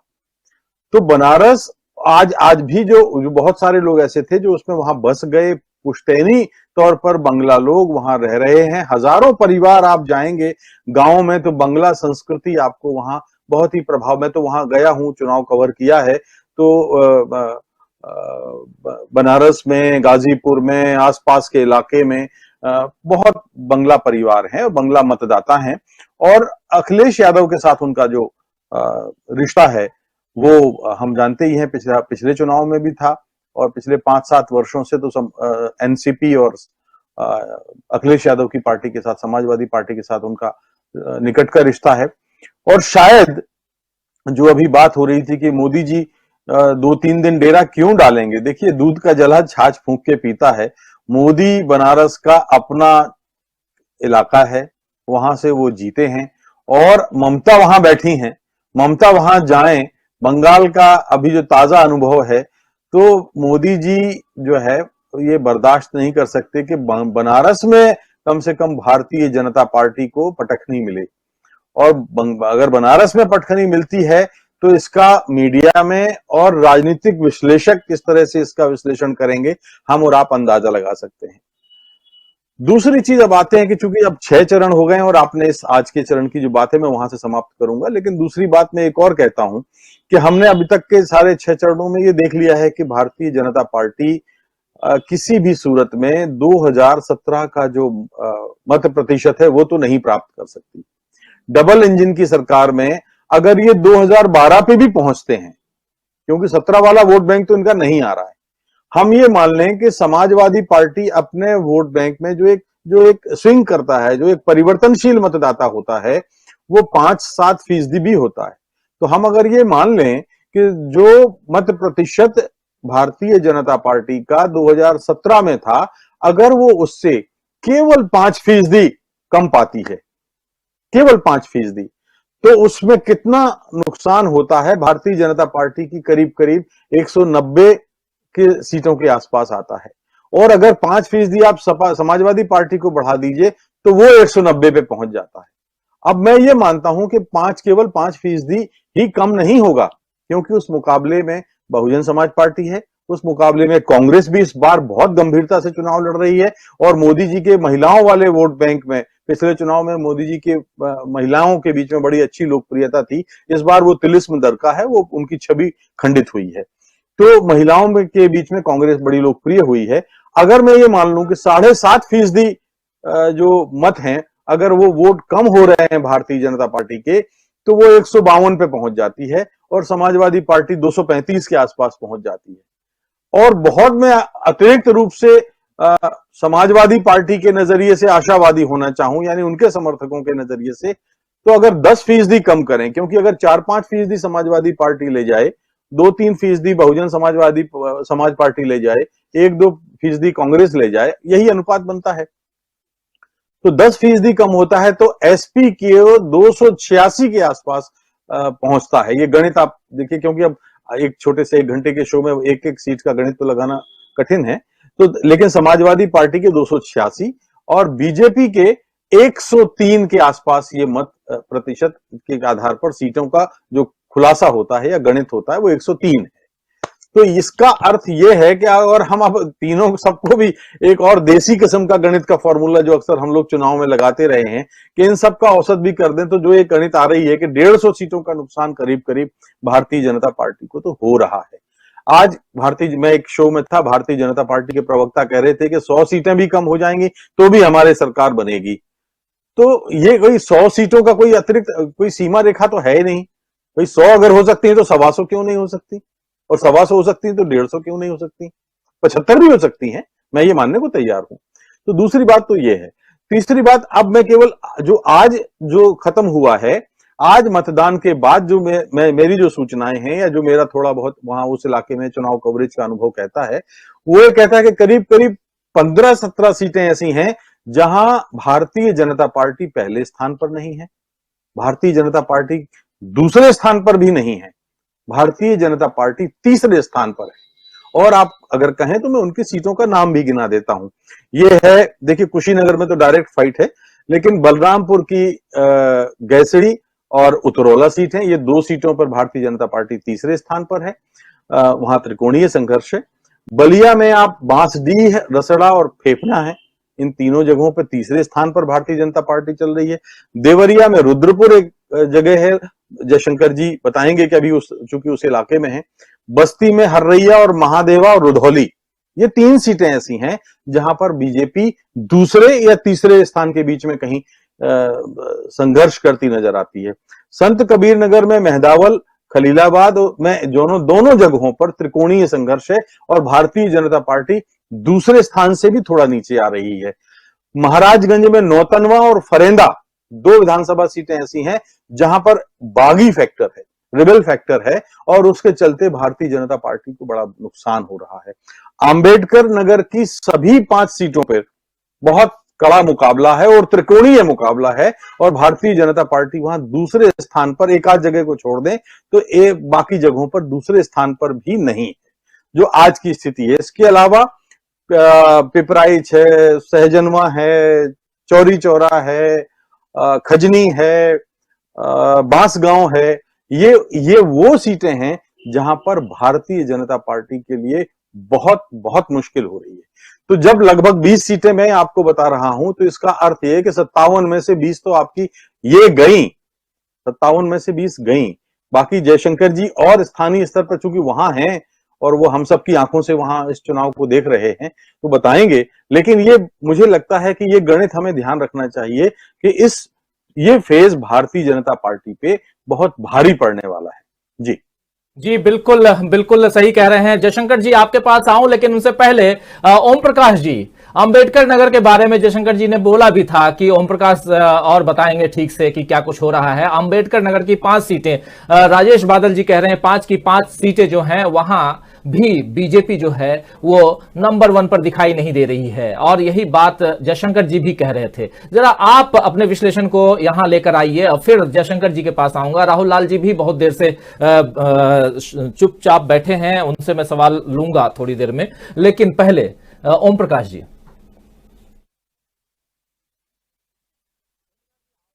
आ रही है, म्यूट हटा लीजिए, म्यूट हटाइए। हेलो, पहले तो मैं 2-3 बातें करना चाहता हूं कि आज ममता जी का भाषण सुनकर के और श्रवण गर्ग जी की एक चैनल पे हम लोग बैठे थे, तो इनका जो संबोधन था उसको सुनकर के मजा आ गया। और जब वो कार्यक्रम खत्म हुआ तो कई लोगों ने मुझको फोन करके कहा, श्रवण जी ने उसमें सबकी बोलती बंद कर दी और कहा कि आप लोग क्यों नहीं कहते हैं कि जब आपने 2014 और 17 में कहा था कि भारतीय जनता पार्टी आ रही है, तो 2022 में कहने में आपको क्या गुरेज है कि समाजवादी पार्टी आ रही है। तो कई फोन मेरे पास है, तो मैं इसके माध्यम से श्रवण जी को वो बात पहुंचाना चाह रहा हूं कि मुझ तक ये बातें आई। और दूसरा जो ये आपने लिखा है योगी ने मानी हार, निश्चित तौर से छठे चरण ने एकदम क्लियर कट जो है दे दिया है। हालांकि ये जरूर है कि इसमें जनता ने कांग्रेस को भी दिया है, बसपा को भी दिया है, भाजपा को भी दिया है, लेकिन मेजॉरिटी जो है वो समाजवादी पार्टी गठबंधन का है।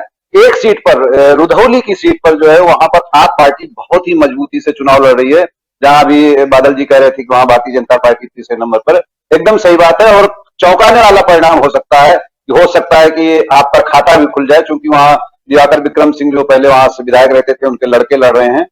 और इस अम्बेडकर नगर तो एकदम साफ है, उसमें आप कहीं बट पहले से ही लिख लीजिए कि वहां कुछ होने वाला नहीं। भारतीय जनता पार्टी ना कभी वहां थी और न इस बार है।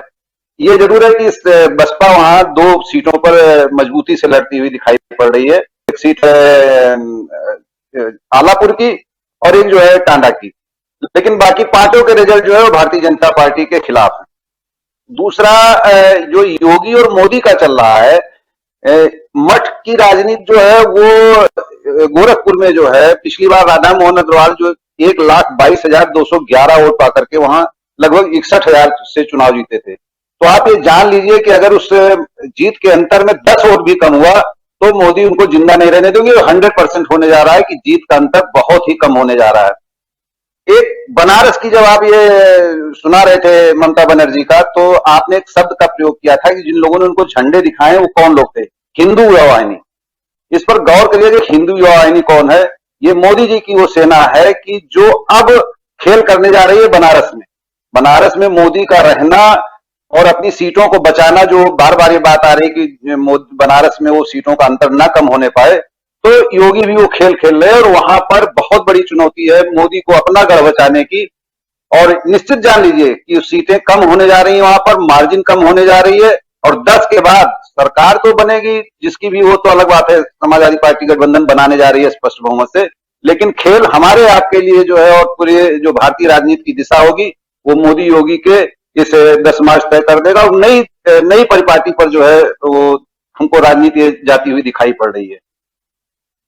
सीधे आना चाहूंगा जयशंकर जी, आप सुन रहे होंगे तमाम हमारे विश्लेषक जो अपनी अपनी बातें रख रहे हैं। धरातल पर जमीनी हकीकत आप बता रहे हैं, वहां से बहुत नजदीक से देख रहे हैं, हम सब की आंखों से आप देख रहे हैं क्या कुछ। और जो बातें अभी आप सुन रहे थे जयशंकर जी, उनमें महत्वपूर्ण बात ये कि क्या बनारस और गोरखपुर दोनों की लड़ाई, अब जैसे पुराने जमाने में 2 घरानों की लड़ाई होती थी, वो ये पूर्वांचल के 2 घरानों की लड़ाई हो गई है यहां पर योगी मोदी। योगी के घर में योगी के पोस्टर से योगी गायब। तो ये आप और हम समझ सकते हैं कि लड़ाई जो है भाजपा की अंदरूनी लड़ाई कहां तक पहुंच चुकी है। लेकिन जमीन पर क्या कुछ चल रहा है, आप जरा बताइए। नहीं राजीव जी, मैं इससे इत्तेफाक नहीं करता हूं। देखिए, सीधी सी बात है कि ये जो उत्तर प्रदेश का जनादेश आ रहा है, ये मोदी और योगी दोनों के खिलाफ है। मोदी के 8 साल के शासन के और योगी के 5 साल के शासन के खिलाफ है। अब ये जरूर है कि दोनों पक्ष बहाना इसी का बनाएंगे कि साहब मोदी जी ने हरवा दिया, मोदी जी कहेंगे कि योगी के कारण हम हार गए। ये अलग बात हो सकती है, एक बहाना हो सकता है। लेकिन ये साफ साफ है कि जैसे आप अभी सुना रहे थे ना, जब कि मोदी जी कह रहे हैं कि मेरा प्रणाम पहुंचाइएगा कि नहीं और ये करिएगा कि नहीं। यही बात मैंने आज मुहम्मदाबाद में एक चाय वाले से पूछा। हमने कहा कि भाई प्रधानमंत्री जी अपनी हर सभा में कह रहे हैं कि साहब आप लोग मेरा एक काम करिएगा, मेरा प्रणाम पहुंचाइएगा और लोगों से कहिएगा कि आप मेरे नाम पे वोट देंगे, भाजपा को वोट देंगे, एनडीए को देंगे। तो उसने कहा, चाय वाले ने कहा कि साहब उनकी बात तो हम लोग 2014 से ही सुनते आ रहे हैं। 2014 में भी सुना, 2017 में भी सुना, 2019 में भी सुना, लेकिन मिला तो वही जो वो है ना कि बाबा जी का ठल्लू या क्या बोलते हैं। तो हम लोगों को क्या मिला? हम लोगों को मिला बेरोजगारी मिला, हम लोग को मिला महंगाई मिला और बदहाली मिली। कोरोना काल में कोई पुरसा हाल नहीं मिला हमारा, कोई पूछने वाला नहीं था। तो इस बार जो है हम लोग उनकी बात नहीं सुनने वाले हैं। अब उनकी बात उनके मन में रहेगी, टेलीविजन पर रहेगी और हम इस बार अपना फैसला खुद, अपने भविष्य का फैसला खुद करेंगे। तो एक तो ये बात रही। और दूसरी बात, ये नाटक जो कर रहे हैं, मतलब नाटक की जरूरत क्या है? मुझे याद है अच्छी तरह से बाबू जगजीवन राम जब चुनाव लड़ते थे तो जब नहीं पहुंच पाते थे अपने क्षेत्र में तो चिट्ठियां हजारों की संख्या में पत्र छपवाते थे, उस पर अपना दस्तखत लिखते थे और वोटर लिस्ट से लोगों का नाम निकलवा करके उसका नाम ऊपर हाथ से लिखते थे और उसके नाम अपना भेजते थे कि भाई हम आ नहीं पाएंगे क्षेत्र में, तो आप लोग हमको वोट दीजिएगा। अब मोदी जी अगर ये प्रणाम पाती ही भेजना था तो किसी चैनल पे बैठ जाते, दूरदर्शन पे बैठ जाते, वहां से अपील कर देते। अब आप गली गली में घूम रहे हैं, शहर शहर में घूम रहे हैं, जिले जिले में घूम रहे हैं और कह रहे हैं मेरा प्रणाम पहुंचाइएगा। अरे उतने लोगों को तो आप बुला करके ले ही आते हैं, उनको तो सुनाते ही सुनाते हैं। लेकिन असल बात यही है कि लोग ऊब रहे हैं। जैसे मन की बात कोई सुनता नहीं है, अब टीवी उसका टीआरपी भी नहीं मिलता, चाहे आकाशवाणी हो चाहे दूरदर्शन हो, उसको भी नहीं मिलता है। तो उसी तरह से अब आपके भाषणों में कुछ दम नहीं रह गया। अब आपके भाषण जो है वो सिर्फ एक जुमले से भी आगे निकल चुके हैं, जिस पर कोई भरोसा करने को तैयार नहीं। इसलिए ये कहना एकदम गलत है। और मुझे अच्छा लगा, देखिए मुझे जो फीड मिला था अंबेडकर नगर से हमारे मित्र हैं शैलेश यादव है, वहां से उनसे बात हो रही थी, तो वो तो आलापुर की सीट को भी मान रहे थे कि आलापुर सीट भी समाजवादी पार्टी के गठबंधन को जा रहा है, और 5 सीटों में शायद एक भी सीट ऐसी नहीं है जो भाजपा को मिलेगी। मेरे ख्याल से ओम प्रकाश जी भी इसकी तारीफ कर रहे थे। गोरखपुर के बारे में भी जैसा मैंने बताया, मुझे आश्चर्य यह है कि जो कुशीनगर जिले में या वो जो तमकुही राज वाली सीट है, उस सीट पर भी जो कांग्रेस के प्रदेश अध्यक्ष अजय कुमार लल्लू लड़ रहे हैं चुनाव।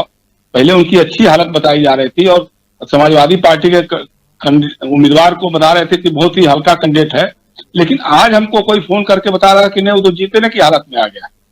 और जैसा राजेश पूछ रहे थे रुद्रपुर के बारे में, तो रुद्रपुर में कांग्रेस के प्रवक्ता हैं, विधायक हैं अखिलेश सिंह, उनकी काफी वहां लोकप्रियता है और लोगों से काफी उनका मिलना जुलना है, तो वो मुख्य चुनावी संघर्ष में है और जीतने की स्थिति में भी हो सकते हैं। उनका वहां संघर्ष जो है समाजवादी पार्टी के साथ ही है। पहले तो ये हो रहा था कि उनको वाकोवर देने की कोशिश की गई है, लेकिन वहां भी संघर्ष है। इसी तरह से बनारस में है, बनारस में अजय राय हैं, पिंडरा में हैं, या राजेश मिश्रा जी हैं जो सांसद भी रह चुके हैं। इन लोगों की सीटें भी काफी अच्छी मानी जा रही है और मुख्य संघर्ष में है। जहां तक ममता बनर्जी की बात है, देखिए जो पूछ रहे थे श्रवण जी, मैं ये बताना चाहता हूं कि ममता बनर्जी ने बहुत पहले से कहा था कि हम आएंगे, बनारस आएंगे, बनारस में हम रैली करेंगे, सभाएं करेंगे, और अखिलेश जी के साथ उनका एक तरह का ताना बाना बन गया था। लखनऊ भी पिछले दिनों आई थी वो। दूसरी बात यह है कि ममता बनर्जी चूंकि राष्ट्रीय राजनीति में उन्होंने अपने को घोषित कर दिया है और बार बार कहती है कि मैं चुनौती दूंगी, बनारस से दूंगी चुनौती, और हो सकता है कि वो जैसे उनके मन में तो ये भी हो सकता है कि बनारस से लोकसभा का चुनाव भी लड़े, वो पता नहीं है क्या सच होगा क्या नहीं होगा। लेकिन राष्ट्रीय राजनीति में जो उनके आने की बात है, तो उसमें उनको लगता है कि अखिलेश यादव और तेजस्वी यादव उनके लिए मजबूत सहयोगी हो सकते हैं, शायद इसलिए वो आई होंगी। वो एमके स्टालिन भी आ सकते थे, तेलंगाना के चंद्रशेखर राव भी तीसरे मोर्चे की बात कर रहे हैं, लेकिन अब उन लोगों का कोई यहाँ उस ढंग से दखल है नहीं। और उद्धव ठाकरे जरूर उनका एक बन सकता था, क्योंकि शिवसेना का भी यहाँ प्रभाव रहा है, कुछ इलाकों में उनका रहा है, लेकिन उनके साथ भी कोई समझौता नहीं है। एनसीपी जरूर था, शरद पवार जी की चूंकि तबियत उतनी अच्छी नहीं रहती है इसलिए शायद नहीं आए हो, लेकिन एनसीपी के एक उम्मीदवार को समाजवादी पार्टी गठबंधन ने एक सीट छोड़ी है उनके लिए, वो भी इस गठबंधन में शामिल है बताया जाता है। लेकिन बनारस का जो गणित है, वहां जैसे राजेश भी बता रहे थे, वहां बंगाली लोगों की संख्या बहुत भारी है, खासतौर से शहर दक्षिणी जो इलाका है वहां एक बहुत बड़ा बंगाली टोला है। एंग्लो बंगाली इंटर कॉलेज भी वहां हम लोग जानते हैं, हम तो बीएचयू में पढ़ाई करते थे, सबसे जानते हैं हम लोग। समाजवादी नेता थे, छात्र नेता थे अपने जमाने के, देवव्रत मजुमदार, वो बहुत कद्दावर नेता वहां होते थे और उनका पूरा वहां बहुत सम्मान था। तो इसलिए भी वहां का जो बंगाली लोगों के बीच में जाकर के ममता बनर्जी ने जो अपील की है, और भाजपा के लोगों ने उनका जो विरोध किया, जिस तरह से उनके खिलाफ नारेबाजी की, घेराव किया, ये कहीं ना कहीं वहां के जो स्थानीय बंगाली मतदाता हैं उनके ऊपर चोट की है। एक तो पहले से ही माना जा रहा था कि वहां नीलकंठ तिवारी जी की हालत बहुत अच्छी नहीं है, क्योंकि जिस बाबा विश्वनाथ के मंदिर के जो पुराने मुख्य पुजारी थे, उनका जो पहले की इंटरव्यू आया था, अभी फिर आया था, उन्होंने ही साथ नीलकंठ तिवारी के नाम का प्रस्ताव किया था उम्मीदवारी का। तो किसी ने पूछा कि साहब आपने ऐसे कर दिया है और वहां तो इतने 300 मंदिर तोड़ दिए गए हैं, फिर भी आप उनका साथ दे रहे हैं। तो उन्होंने कहा भैया हमको जबरदस्ती प्रस्ताव बनाया गया है, उसमें हमारा कोई रोल नहीं है, हम उनके लिए कहीं वोट नहीं मांग रहे हैं, न हम किसी से कहने जा रहे हैं, और हम वोट देंगे कि नहीं देंगे ये भी तय नहीं है। लेकिन वो नहीं, नीलकंठ तिवारी नहीं है तो मोदी जी ने तोड़वाया सारा सारा। सबसे बड़ी बात क्या है कि काशी जो है एक धार्मिक स्थल है, लोगों की आस्था के साथ जुड़ा रहा। हर हर महादेव के नारे हो या शिवालयों की बात हो या बाबा विश्वनाथ की बात हो, वो काशी के कोतवाल कहे जाते हैं। लेकिन वो सब खत्म करके इन्होंने जो कॉरिडोर बनाया है जिस तरह का, उसको एक टूरिस्ट सेंटर बना करके उसको उसके हिसाब से जो अब धर्म का आस्था का केंद्र नहीं रहा, अब वो पर्यटन का केंद्र बन गया। वहां बड़े बड़े क्रूज चलेंगे, गंगा में उस तरह की बातें हो रही हैं, नौकाएं खत्म हो जाएंगी, नाविक समाज खत्म हो जाएगा, उनका जो रोजी रोटी का धंधा है वो चोट पहुंच रही है। तो ये सारे लोग मिलकर के इस बार मोदी जी को अपनी नाराजगी व्यक्त करने जा रहे हैं, और ये इस चुनाव में भी मुझे लगता है कि परिलक्षण होगा। अब चाहे वो 5 तारीख तक वहां रहे, कैंप करते रहे और अगल बगल घूमते रहे, पिछली बार भी उन्होंने किया था, 2019 के लोकसभा के चुनाव में भी वहां उन्होंने काफी समय दिया था। लेकिन इस बार जिस तरह की माहौल बन रहा है, मतलब आप आश्चर्य करिएगा कि साहब संस्कृत विश्वविद्यालय जो है बनारस में, संपूर्णानंद संस्कृत विश्वविद्यालय, वहां जो बूथ पदाधिकारी थे भाजपा के, उनका जो सम्मेलन हुआ था, लोग छोड़ छोड़कर उनके भाषण अभी शुरू भी नहीं हुआ था, 10 मिनट पूरा नहीं हुआ था कि लोग उठ उठ करके जाने लग गए हैं। तो ये ऊब जो है ये आम मतदाताओं से लेकर के भाजपा के कार्यकर्ताओं में भी होने लग गई, क्योंकि वो भी ठगे जा रहे हैं। और जो प्रणाम पार्टी की बात जैसे मैं कह रहा था, अब वो उसका असर यही है कि जैसे इस छठे राउंड में भी आप देखिए कि अभी 53% आप बता रहे थे, हो सकता है कि 58% तक जाए, लेकिन मतदान का प्रतिशत तो गिर ही रहा है ना। मतलब आरएसएस के स्वयंसेवकों को भी आप प्रभावित नहीं कर पा रहे हैं, प्रोत्साहित या उत्साहित नहीं कर पा रहे हैं कि लोग जाकर के मतदान कराएं या करें। भाजपा के कार्यकर्ताओं का भी यही हाल है। तो जो मतदान का परसेंटेज गिरने का मतलब है कि लोग आपसे खुश नहीं हैं। और जैसे वही बात हो रही थी ना, बार बार अभी योगी जी घूम घूम के अभी भी कर रहे हैं, उनका नाम ही रख दिया लोगों ने बुलडोजर बाबा। तो बुलडोजर जो है वो तथाकथित माफियाओं के खिलाफ ही नहीं चला है, बनारस के 300 मंदिरों पर भी बुलडोजर चला है।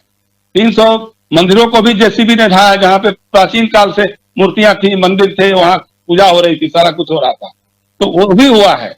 और तीसरी बात, एक आदमी ने बड़े समझदार ढंग से कहा कि साहब ये जो बुलडोजर है ना, वो तो स्वचालित नहीं होता है, वो कोई ना कोई उसको चलाता है। तो अगर सरकार बदल जाएगी तो यही बुलडोजर कहीं और चलने लग जाएगा। अभी जिसको ये माफिया बता करके कर रहे हैं, तो कल को पता लगा कि जो इनके साथियां हैं और घनघोर अपराधी छवि के हैं। भाई अब सवाल है कि योगी आदित्यनाथ के ऊपर इतने आपराधिक मुकदमे थे, उन्होंने सारे मुकदमे वापस कर लिए। केशव मौर्य हैं, उप मुख्यमंत्री हैं, बनारस के डॉक्टर की हत्या का आरोप उन पर लगा था, वो सारे मुकदमे उन्होंने वापस कर लिए हैं। हो सकता है कि जब नई सरकार बनेगी तो ये मुकदमे भी फिर से शुरू हो जाएंगे, तो पता लगा कि आप भी अपराधियों की श्रेणी में गिने जाएं। इसलिए जो है अभी राजनीति का ढर्रा जिस तरह बदल रहा है उत्तर प्रदेश का, मुझे लगता है कि ये जी हेलो जी जयशंकर जी, थोड़ा आपको रोकूंगा। एक बाइट जो मैं बहुत देर से कह रहा था, योगी आदित्यनाथ की बाइट सुनाना चाहूंगा। आज जब वो भाषण देकर के वोट देकर के निकले तो उन्होंने योगी आदित्यनाथ ने जो कुछ कहा जरा सुनिए। अभी तक 300 के पार का नारा लगाने वाली भाजपा 350 की बात क्यों करने लगी है, जरा ये समझते हैं। और अगर ये बात सुनते हैं तो फिर राजेश बादल जी जो बात कह रहे हैं परसेंट वाइज कि इतने 5% तो 100 सीटें कम 190 तक आ जाएगी, और उससे कम तो 103 तक, ये आंकड़े, ये गणित अब भाजपा को भी, योगी आदित्यनाथ को भी और प्रधानमंत्री नरेंद्र मोदी को भी शायद समझ में आने लगा है। आइए सुनते हैं क्या कुछ कह रहे हैं मीडिया को संबोधित करते हुए योगी आदित्यनाथ। सामान्य निर्वाचन में मुझे अभी अपना मतदान देने का अवसर प्राप्त हुआ है। जनता जनार्दन में अपार उत्साह है।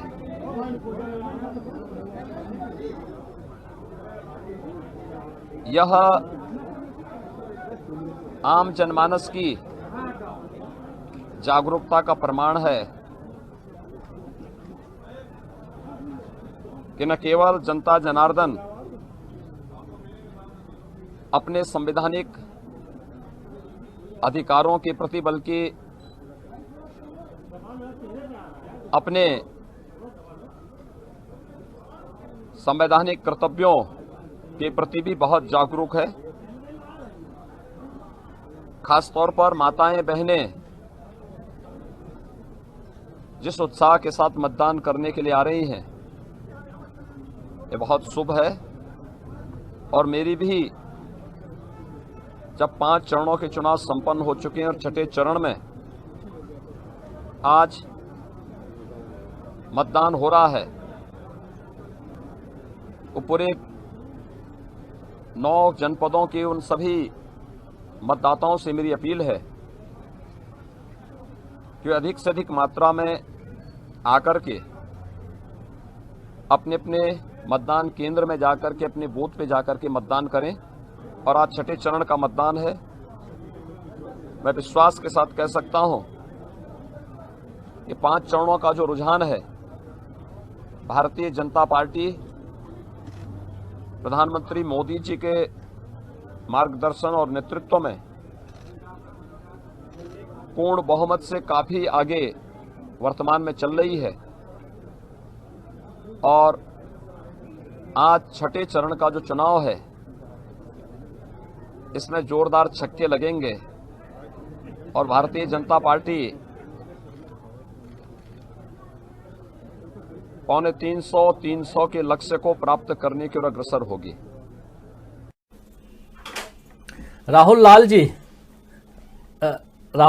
भारतीय जनता पार्टी 300 के, और इस लक्ष्य का नाम लेते वक्त, इस आंकड़े को बताते वक्त आपने देखा होगा थोड़ा सोच करके बोल रहे थे योगी आदित्यनाथ। ये सोच यहीं से सवाल उठता है कि क्या, और जो हवाइयां उड़ी हुई हैं पूरे, अगर रंगत देखिए, अगर बॉडी लैंग्वेज देखिए तो साफ समझ में आ रहा है कि 9 जनपद के लोग बाहर निकल के आए हैं और मतदान करें, जो बातें कह रहे हैं। यही से सवाल उठता है कि क्या जो हम लोग अभी तक जो चर्चा कर रहे हैं, मान ली है हार, क्या ये भाजपा के लिए है बुरी खबर? भाजपा के लिए बिल्कुल बेहद बुरी खबर है राजीव साहब। देखिए 2-3 चीजें इसमें ध्यान देने लायक चीज है। वो कह रहा है छठे चरण में छक्का लगा दीजिए, लेकिन वो छक्का शब्द के साथ जो एनर्जी होनी चाहिए, जो प्राय वो काफी एनर्जी रखते भी हैं, उनके चेहरे पर जब वो इस तरह की चीजें कहते हैं और जब वो फुल फॉर्म में होते हैं योगी आदित्यनाथ जी, तो वो एक अलग सी मुस्कुराहट होती है, एक अलग सा कॉन्फिडेंस होता है। वो कुछ भी नहीं था। और जो महत्वपूर्ण चीज जो आपने कहा कि भाई 300 पार का हमेशा नारा लगाने वाले लोग जो है कि वो अब कह रहे हैं कि 300, तो ये पहली बार पूरे चुनाव प्रचार में ये चीजें हुई है कि भारतीय जनता पार्टी के किसी वरिष्ठ नेता ने एक तरह से अपने लक्ष्य को घटा लिया हो। और देखिए उनके ऊपर कितनी ज्यादा बोझ था, एक तरह से वो समझ रहे थे कि देखिए एक तरह से सत्ता से तो ये लोग जा रहे हैं, इसमें कहीं कोई शक वाली बात नहीं है, लेकिन अब मामला ये है कि योगी जी अपने गढ़ को कितना बचाते हैं। अगर वो उत्तर प्रदेश के बहुत सम्मानित नेता हैं तो वो अपने गढ़ को बचाने में कितना सक्षम होते हैं, और मोदी जी जो है कि बनारस वाला अपने गढ़ को बचाने में कितना सफल होता है। तो जैसे हमने कहा भी कि उनके आसपास के, जैसे एक सीट कैंपियरगंज वाले सीट को ही ले लीजिए, वहां पे जो अब काजल निषाद हैं उनकी स्थिति काफी मजबूत है। वहां पे निषादों का वोट वो सीधे सीधे जो कि 64-65 हजार निषाद है वो वोट जा रहा है उनके पास। तो एक तरह से आप जो कि चुल्लूपुरा वहां पे जो विनय तिवारी जी वाला सीट है, आप देख लीजिए वो लाहौर में भी जब जीते थे तो इस बार तो उनको कहां समस्या है। तो अगर एक एक सीट हम लोग देख रहे हैं गोरखपुर क्षेत्र को, जब अब चुनाव हो चुका है और जो अब हम लोगों के पास तमाम सूचनाएं जो पहुंच रही हैं, तो वहां पे तो एक तरह से उनके ऊपर जो दबाव है कि वो कम से कम 2017 के प्रदर्शन को कर दे, वो 2017 के प्रदर्शन पे नहीं है। वो 2017 के प्रदर्शन से 50% तो कम से कम सीधे हम लोग को संख्याएं कम होती हुई नजर आ रही है कि 4-5 सीट तो कहीं से भी समाजवादी पार्टी का वहां पे हर हालत में मिलना तय वाली स्थिति बन रही है। दूसरी चीज की देखिए इन लोगों ने क्या किया यहाँ पे, देखिए दलित मत भी अच्छे खासे और जाटव मत है वहां पे, वो मत भी खिसक के काफी कुछ जगह पे जो हम लोग मानते थे कि जाटव मत लगातार जो है कि वो बीएसपी के साथ ही होगा, और इनको डर था कि कहीं कहीं वो मत जो है कि वो समाजवादी पार्टी के साथ ना चला जाए। अंतिम क्षणों में वहां पे देखिए मायावती जी की रैलियां भी कराई गई कि कहीं वो वोट लगने नहीं हो जाए। तो देखिए उसमें इनको लाभ तो कुछ हुआ नहीं कि इनको अपने तरफ अपने हिस्से का कुछ लाभ ले लें, लेकिन जो बाकी जो गैर जाटव वोट जो कि कुछ थोड़ा बहुत लाभार्थी योजनाओं के नाम पे अगर इनके तरफ जा भी रहा था तो वो भी नुकसान हुआ। यानी जो दलित वोटों का भी पूरा आदान प्रदान हुआ वो बीएसपी और समाजवादी पार्टी की तरफ ही हुआ है, भारतीय जनता पार्टी को उस सेक्शन पे भी नुकसान हुआ है। श्रवण साहब जो क्वेश्चन अच्छा मैं उसके ऊपर भी आऊंगा ममता बनर्जी को लेके, क्योंकि देखिए मैंने पढ़ाई जो है कि बीएचयू से वहीं से की है, बाकी आगे की शिक्षा फिर मैंने जेएनयू में की थी, तो बीएचयू में आगे छात्र भी रहा और आगे पत्रकार के रूप में भी हमें बनारस में जो है कि रहने का मौका मिला। तो बादल साहब सही कह रहे थे कि वहां पे जो बंगाल के लोग हैं वो भारी संख्या में है, बंगाली टोला है। पूरे पूर्वांचल में सबसे भव्य अगर हम लोगों को दुर्गा पूजा कहीं पे अगर हम लोग को नजर आता है तो वो एक तरह से बनारस में ही नजर आता है। बनारस में बिल्कुल दुर्गा पूजा अपने समाप्त पे होता है जब हम लोग उसको देखते हैं। और टीएमसी के लोगों से जो लगातार कई ममता बनर्जी अपने भाषणों में तो कह रही हैं, लेकिन टीएमसी के लोग भी इसकी पुष्टि कर रहे हैं कि इनकी पूरी की पूरी रणनीति है 2024 के चुनाव में कहीं कहीं बनारस जाने की। तो अगर वो उसकी भी तैयारी कर रहे हैं, ये एक गंभीरता के साथ टीएमसी चल रही है कि ऐसी स्थिति नहीं हो कि 2014 में जिस तरह से आम आदमी पार्टी वहां पे गई थी वो उस रूप में नहीं जाना चाहती है ममता बनर्जी। तो ममता बनर्जी काफी एक तरह से वहां पे जमीन बना के एक तरह से कूदने के प्रयास में भी है। इसलिए हो सकता है कि जिस तरह से 2014 में हम लोगों ने अरविंद केजरीवाल जी को देखा है वहां के एक तरह से चुनावी समर में कूदते हुए, 2024 में संभवतः हो सकता है ममता बनर्जी वहां पे कूदे भी। तो ये तैयारियां केवल ऐसा नहीं कि विपक्ष को मजबूत कर रही हैं, वो एक तरह से मजबूत दावेदारी मोदी जी के सामने में खड़ा होकर भी पेश कर सकती हैं। तो ये सब चीजें देख चुके। देखिए, ये तो प्राथमिक स्तर पर अगर हम लोग देखें कि जिस तरह से बनारस का जो पूरा मिजाज है, हम लोग जानते हैं कि बनारस बिल्कुल धर्म की नगरी है वो, तो जो पूरा धर्म की नगरी की वाली जो स्थिति हम लोगों ने देखा अभी अयोध्या में किस तरह से तमाम जो है कि वहां पे बीजेपी को लेकर उत्साह की कैसी कमी थी, उसी तरह से हम लोग अभी एक धर्म नगरी जो गोरखपुर जिसको कह रहे थे वहां पे उत्साह में कमी दिख रही है, और बनारस में भी स्थिति बिल्कुल वैसी ही है। आपने एक तरह से जो उसको तीर्थाटन वाला क्षेत्र बनाया, हर कोई बनारस वासी कहता है कि अब हम लोग काशी विश्वनाथ मंदिर में जाते हैं तो जो पहले जो फीलिंग आती थी उन लोगों को बाबा के दर्शन करने में, कहीं न कहीं जिस तरह से इन्होंने अनियोजित ढंग से मंदिरों को तोड़ा, तमाम तरह की चीजें कर दी, तो वो जो वैभवशाली मंदिर तो जरूर दिख रहा है, लेकिन उसमें लोगों का, श्रद्धालुओं का कहना है कि वो पहले की तरह का संतुष्टि महसूस नहीं कर पा रहे हैं। और धार्मिक दृष्टि से सोचिए कि यह कथन कैसा है, बनारस वासी अगर जो हर हर महादेव का नारा जहां पे 24 घंटा गुंजायमान होता है, अगर वहां पे इस प्रकार की चीज लोग महसूस कर रहे हैं, तो ये बड़ा खतरनाक सा संकेत है भारतीय जनता पार्टी के लिए कि तो वो स्थिति वहां पे जूझ रहे हैं ये लोग। तो इसलिए मैं कह रहा हूं कि जो सोशल इंजीनियरिंग का मामला था, डबल एंटी इनकम्बेंसी फैक्टर का मामला था, तमाम जो दूसरे समीकरण थे, स्थानीय जो परिस्थितियां हैं, वो तमाम परिस्थितियां छठे और सातवें चरण में भारतीय जनता पार्टी के लिए बड़े ही कठिन है।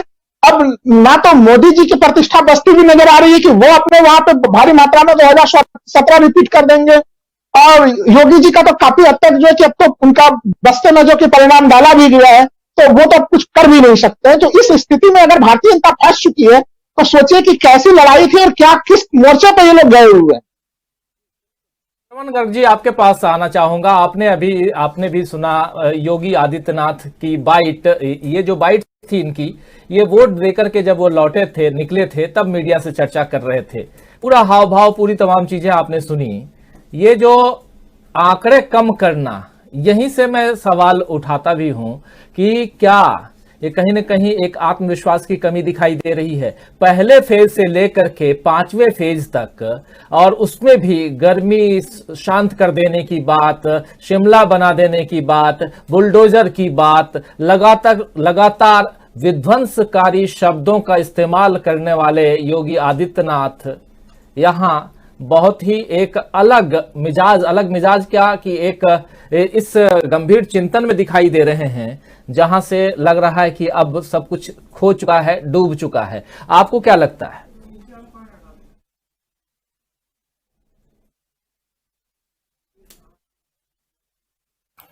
मैं केवल दो एक चीजें राजीव जी आपसे शेयर करना चाहता हूं। सिर्फ बहुत छोटे आंकड़े हैं। वो ये है कि बीजेपी, जो मैं भी एक डिबेट में भी कह रहा था पहले दिन में, कि उत्तर प्रदेश बीजेपी का कभी कोई गढ़ रहा नहीं है। ये जिस तरह का जो यहाँ का पॉपुलेशन का कंपोजिशन है, वो बैकवर्ड हैं, दलित हैं और मुस्लिम है। बेसिकली जो डोमिनेटिंग क्लासेस हैं वो ये हैं। बाकी तो जो हैं वो परसेंटेज में है कि ठाकुर है या वैश्य हैं या ब्राह्मण हैं, पर जो एक जो गुट वाला है, एक सामूहिक जो संकल्प वाला जो समूह है, वो तो ये पिछड़े वर्ग का है। भारतीय जनता पार्टी इसमें कहीं फिट नहीं होती है। अगर आप आंकड़ों की जब बात करते हैं तो 2005 में 51 सीटें मिली थी बीजेपी को, 2012 में 6 सीटें मिली, और 2017 में 312 सीटें गठबंधन को मिली और बीजेपी को 297 मिली। अब आप जरा सोचिए कि ये 47 और 297, ये 250 सीटों का जो गैप है, ये कहां से पैदा हो गया? मतलब जो ओरिजिनल बीजेपी है वो तो 47 वाली सीटें हैं, उसकी औकात वहां उत्तर प्रदेश में 47 सीटों की जो हैसियत है। ये 250 सीटें कहां से आई? तो ये 250 सीटें जो समाजवादी पार्टी की जो कम हुई कि 2012 में 224 थी और 2017 में 47 हो गई, और कुछ अन्य दलों की कम हो गई। इसको उस सिनेरियो से कंपेयर करें कि 1984 के लोकसभा इलेक्शन में कांग्रेस को 404 सीटें मिली और बीजेपी को 2 सीटें मिली, और 89 के इलेक्शन में कांग्रेस को 197 सीटें मिली। आप सोचिए कि एकदम कितनी सीटें कम हो गई, और बीजेपी को 85 मिली।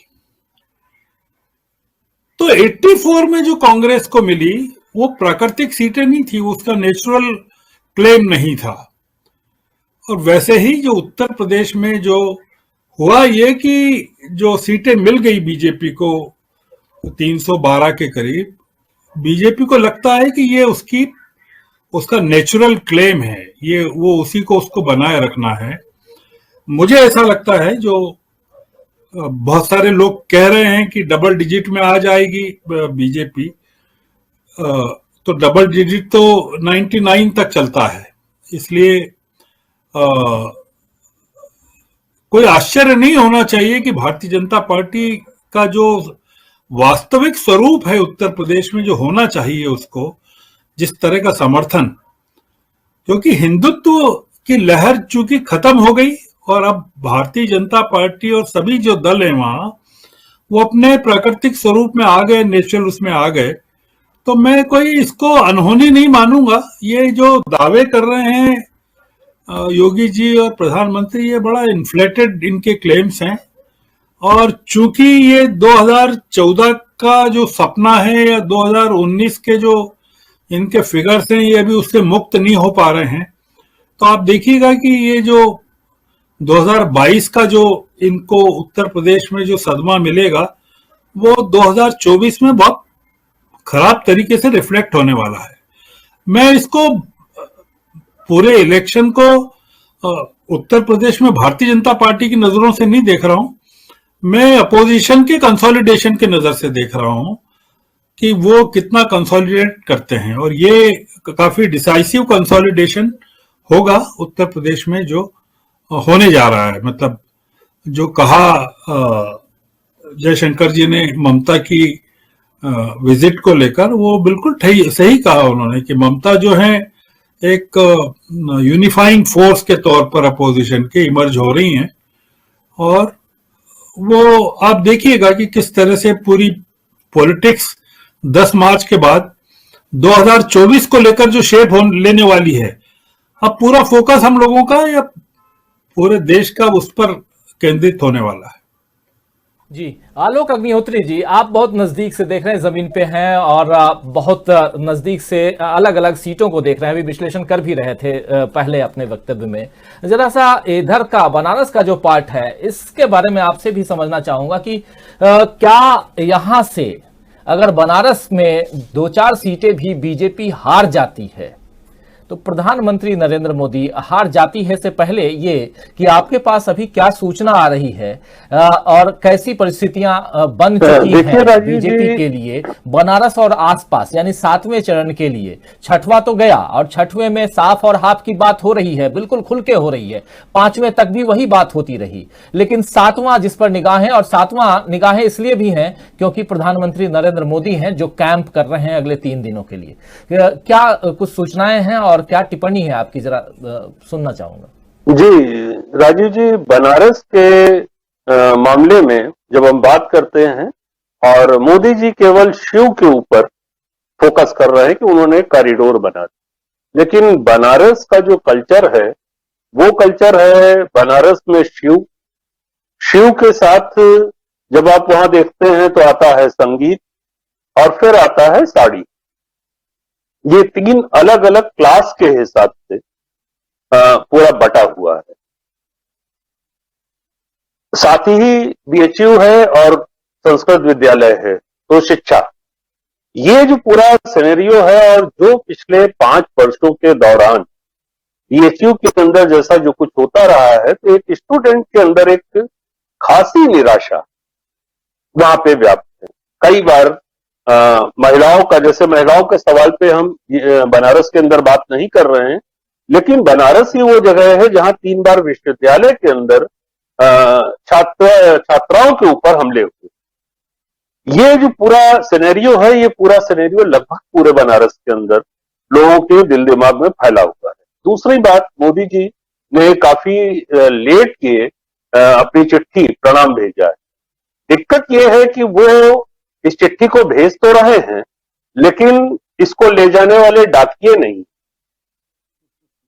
ना भाजपा का वो कैडर इसको ले जा रहा है, ना आरएसएस और उसके जो अनुसांगिक संगठन है वो ले जा रहे हैं, और योगी जी की जो युवा वाहिनी है वो भी नहीं ले जा रही। और वो जो क्षेत्र कवर करती है, आप बनारस का एक हिस्सा देखेंगे जो कैमूर में जाता है, हमेशा बनारस की वाइश वहां तक जाती है।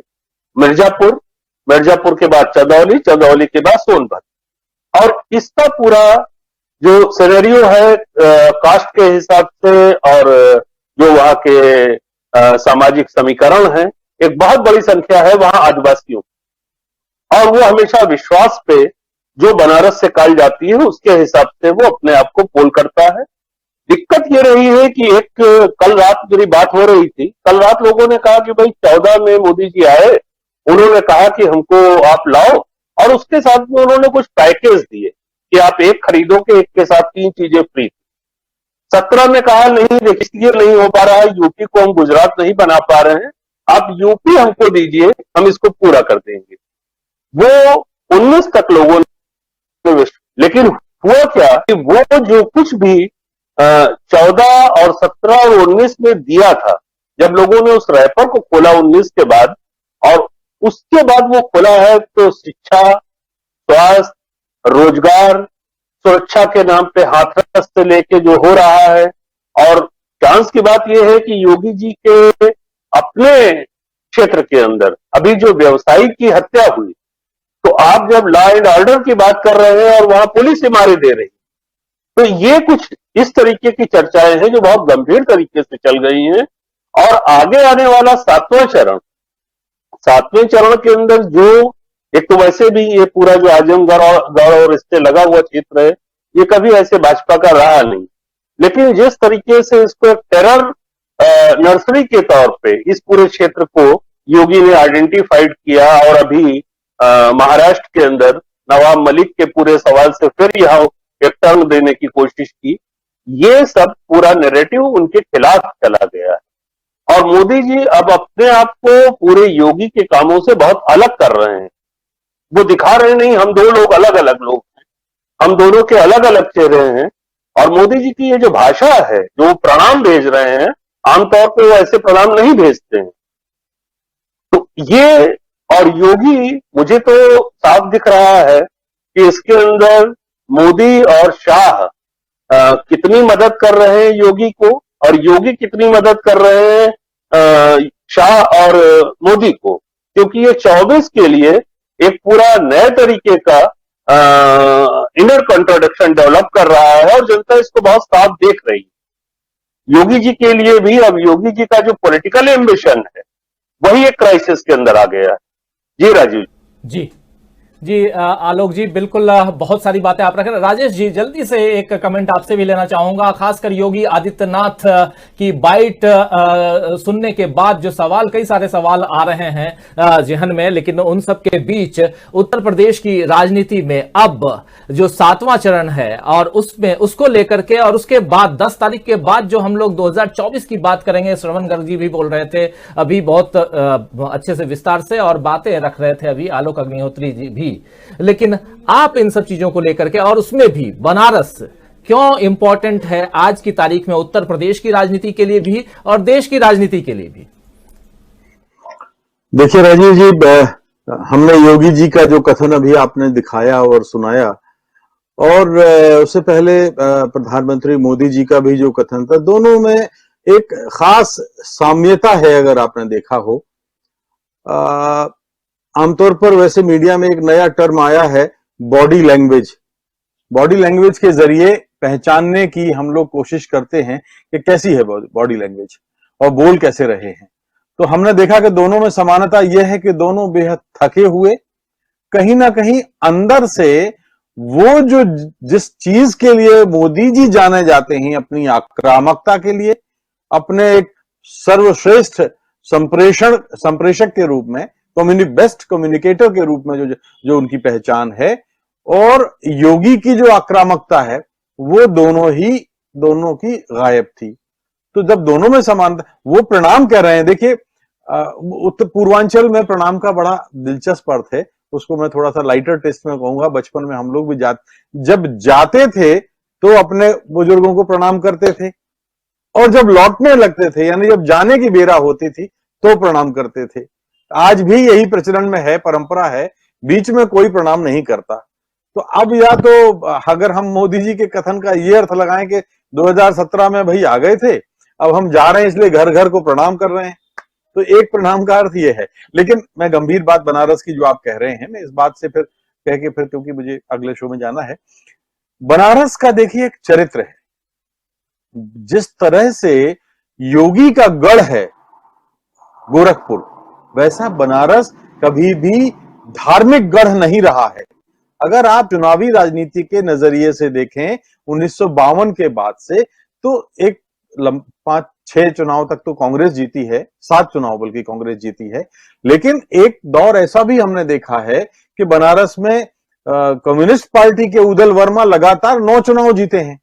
अब देखिए ये बनारस है। एक मित्रसेन यादव होते थे जिन्होंने एक सांसद का भी चुनाव जीता और एक विधायक का भी चुनाव जीता। अगर मुझे ठीक याद है तो चंद्रशेखर जी भी जीते हैं, लोकदल के लोग भी जीते हैं। तो जितनी बनारस एक ऐसा लोकतांत्रिक चरित्र का शहर है जहां वो पक्ष को जितनी जगह देता है उससे कम प्रतिपक्ष को नहीं देता। इस नजरिए से ममता बनर्जी का जाना, संयुक्त प्रतिपक्ष के उम्मीदवार की उनकी संभावना, हालांकि मैं इससे असहमत हूं, क्योंकि अगर वो यहां आके अगर संयुक्त प्रतिपक्ष के उम्मीदवार बनेंगे तो बंगाल निपट जाएगा, क्योंकि वो यहां से वो हिल नहीं पाएंगी। तो बंगाल निपटाने के लिए वो यहां नहीं आएंगी, ये बहुत साफ है। किसी दूसरे कैंडिडेट को भेज दें वो अलग बात है। इसी तरह से आप देखिए अयोध्या में भी कम्युनिस्ट पार्टी जीती है। अयोध्या का भी चरित्र कोई बहुत धार्मिक गढ़ वाला नहीं रहा है, आप पूरा चुनावी इतिहास देख लीजिए। तो कुल मिलाकर के भारतीय जनता पार्टी को और इनके मुखिया प्रधानमंत्री जी को इस बात को अपने दिमाग में बहुत स्थायी स्थान देना पड़ेगा कि इस देश के लोकतंत्र की रगों में सभी धर्मों का खून बह रहा है, किसी एक मजहब का खून नहीं है। और इस आधार पर अगर वो वोट की अपेक्षा करते हैं, प्रत्याशा करते हैं, तो शायद वो दुनिया में सबसे बड़े नासमझ साबित होंगे। जी राजीव जी। बिल्कुल। ओम प्रकाश जी, जी राहुल लाल जी। दो शब्द मैं कहूंगा जरा, जो बादल साहब ने बड़े दिल की बात कह दी है वहां पे, कि देखिए बनारस की स्थिति क्या है, वहां की संस्कृति कैसी है। वहां पे तो जितने हम लोग हिंदू धार्मिक त्योहार वहां पे जिस जोर शोर से मनाए जाते हैं, उसमें बिल्कुल मुस्लिम तबका शामिल होता है। ऐसा नहीं कि वो पर्व त्योहार से वो कहीं से दूर होता है। नंबर 1 चीज। नंबर 2, बनारस के घाटों पे आप चले जाइए, आप डिबेट कीजिए किसी से, आपसे जो असहमति रखने वाला व्यक्ति है वो समोसा चाय लस्सी पिला पिला के आपको पिलाएगा भी और आपसे डिबेट करेगा। तो देखिए एक ये मूल कल्चर है वहां पे कि असहमति रखने वाले को खिलाया पिलाया जाता है, फिर डिबेट करते हैं। और अभी जो इस तरह से बीजेपी ने जो कल्चर बनाया कि नहीं हम तो बिल्कुल असहिष्णु है, तमाम है, और ममता बनर्जी भी पहुंच गई तो अभी विरोध के झंडे दिखाए जा रहे हैं। तो वहां का जो ओरिजिनल नेचर है वो बहुत अलग किस्म का है। देखिए बनारस के लोगों की जो 2-3 चिंताएं मैं बता दूं, अभी जब भी वहां के लोगों से बातचीत करता है तो वो कहते हैं कहीं टीवी चैनल पे या कहीं पे भी आप बोलते हैं राहुल जी जरूर उठाइए, बीएचयू के भीतर का सर सुंदरलाल हॉस्पिटल केवल बनारस के लिए नहीं, पूरे पूर्वांचल के क्षेत्र के लोगों के लिए मेडिकल स्वास्थ्य के लिए बड़ा ही महत्वपूर्ण जगह एक जमाने में हुआ करता था। वो मोदी जी के पूरे 10 साल में 2014 के बाद से जिस तरह से बीएचयू एक तरह से काफी वहां के तमाम चीजों में जिस तरह से अवरोध उत्पन्न हुआ, वो स्वास्थ्य सेवाएं पूरी तरह से ध्वस्त हो गई। संपूर्णानंद संस्कृत यूनिवर्सिटी, वहां पे लोग अपने एक महीनों से बेचारे वेतन कर्मचारी परेशान होते हैं, उनके वेतन भत्ते कब आएंगे, उनके बिल्डिंग जो है जर्जर होकर खंडर होकर गिर रहे हैं। तो ये सब मुद्दे हैं लोगों के मन में बनारस में। और ये जो जिस प्रकार से यहाँ पे मोदी जी ने जो एक नया प्रकार का जो बनारस में संस्कृति बचाने का प्रयास किया या नए ढंग की चीजों को जो आरोपित करने का प्रयास किया, उसको बनारस की जनता बड़ी जबरदस्त खारिज कर रही है। वो एक अब तक आश्वासनों पे थी क्योंकि भाई एक बड़ा कुछ हमारे संसदीय क्षेत्र से प्रधानमंत्री जाते हैं, इसका गर्व भी है उन लोगों को, लेकिन आखिर वो गर्व कब तक करेंगे। जो प्रधानमंत्री से अपेक्षाएं होती है वो अपेक्षाएं भी हैं और वो अपेक्षाएं कहीं पूरी नहीं हो रही है। ये बड़ा बनारस को लेकर रोचक मामला इसलिए मैं कह रहा हूं कि बनारस में भारतीय जनता पार्टी को बड़ा तगड़ा झटका लगने वाला है। आप 7वें चरण में इसकी पुष्टि होते हुए देखिएगा राजीव जी। ओम प्रकाश जी, आपको क्या लगता है, क्या तगड़ा झटका लगने वाला है बनारस में? शुरू से कह रहा हूं कि मैं जो है भारतीय जनता पार्टी एकदम हाफ चुकी है और 7वें चरण में वो दम तोड़ देगी। दूसरी बात, जो अभी श्रवण गर्ग जी ने बनारस में ममता बनर्जी की बात कही, तो मैं याद दिलाना चाहता हूं, आज इस पूरे चुनाव में मुझको डॉक्टर बहुत याद है, प्रियंका गांधी का भाषण सुन करके, ममता बनर्जी जी का, जयशंकर जी आप लोगों को देख करके। डॉक्टर लोहिया ने जब राम के शिव लिखा था तो उन्होंने काशी, अवध और ब्रिज क्षेत्र के बारे में लिखा था कि काशी वामपंथियों का गढ़ है और राम जहां पैदा हुए जो है वो सोशलिस्टों का गढ़ है, और मथुरा ब्रिज क्षेत्र जहां कृष्ण पैदा हुए जनसंघियों का गढ़ है। और इस चुनाव में सोशलिस्ट पार्टी ने या समाजवादी पार्टी गठबंधन आप कह लीजिए, उसने जब ब्रिज क्षेत्र को छीन लिया है जो जनसंघ का गढ़ रहा है, और काशी कम्युनिस्टों का गढ़ रहा है, और अवध जो है पूर्वांचल सोशलिस्टों का गढ़ रहा है। तो इस पूरे सिनारियों में ये डॉक्टर लोहिया का कथन आज इस 60 साल बाद मुझको बहुत ही सारगर्भित लग रहा है। और ममता बनर्जी का वहां पे आना, भाषण करना, मैं आपको बताऊं जो मुझको इनपुट्स मिले हैं कि दिसंबर 23 में जब मोदी अयोध्या आएंगे और गर्भगृह में रामलला को विराजमान करेंगे, तो एक चर्चा ये चल पड़ी है, आरएसएस के एक बहुत ही खास व्यक्ति ने मुझको बताया है कि वो मोदी जो है बनारस से अयोध्या आना चाहते हैं, 24 का चुनाव जो है अयोध्या से लड़ना चाहते हैं। तो ये बात भी हम लोगों को कहीं ना कहीं ये चर्चा चल पड़ी है। तो पूरा सिनारियो ये है कि 7वें चरण के बाद भारतीय जनता पार्टी दम तोड़ देगी, इसमें कोई दो राय नहीं। जयशंकर जी भी साथ में हमारे जुड़े हुए हैं, शायद अभी तक है जयशंकर जी आपके पास आऊंगा, लेकिन श्रवण गर्ग जी एक आपसे भी एक कमेंट लेना चाहूंगा बनारस को लेकर के, और जो अभी बहुत बड़ा इनपुट दे रहे हैं ओम प्रकाश जी कि शायद 2024 का चुनाव हम अयोध्या से लड़ते हुए प्रधानमंत्री नरेंद्र मोदी को देखें। अगर ऐसा होता है, क्योंकि अब ये चुनाव तो गया, अब आगे की चुनाव की बात होगी, और उसमें अगर ये यहां से शिफ्ट होकर उधर जाते हैं, इस पर क्या आपकी टिप्पणी चाहूंगा कि हालांकि अभी आपने कहा है कि उत्तर प्रदेश बीजेपी का गढ़ नहीं रहा है, लेकिन यहां पर क्या आपको लगता है कि यहां से वहां या वहां से यहां उत्तर प्रदेश इसके बाद प्रधानमंत्री नरेंद्र मोदी के लिए मुफीद होगा?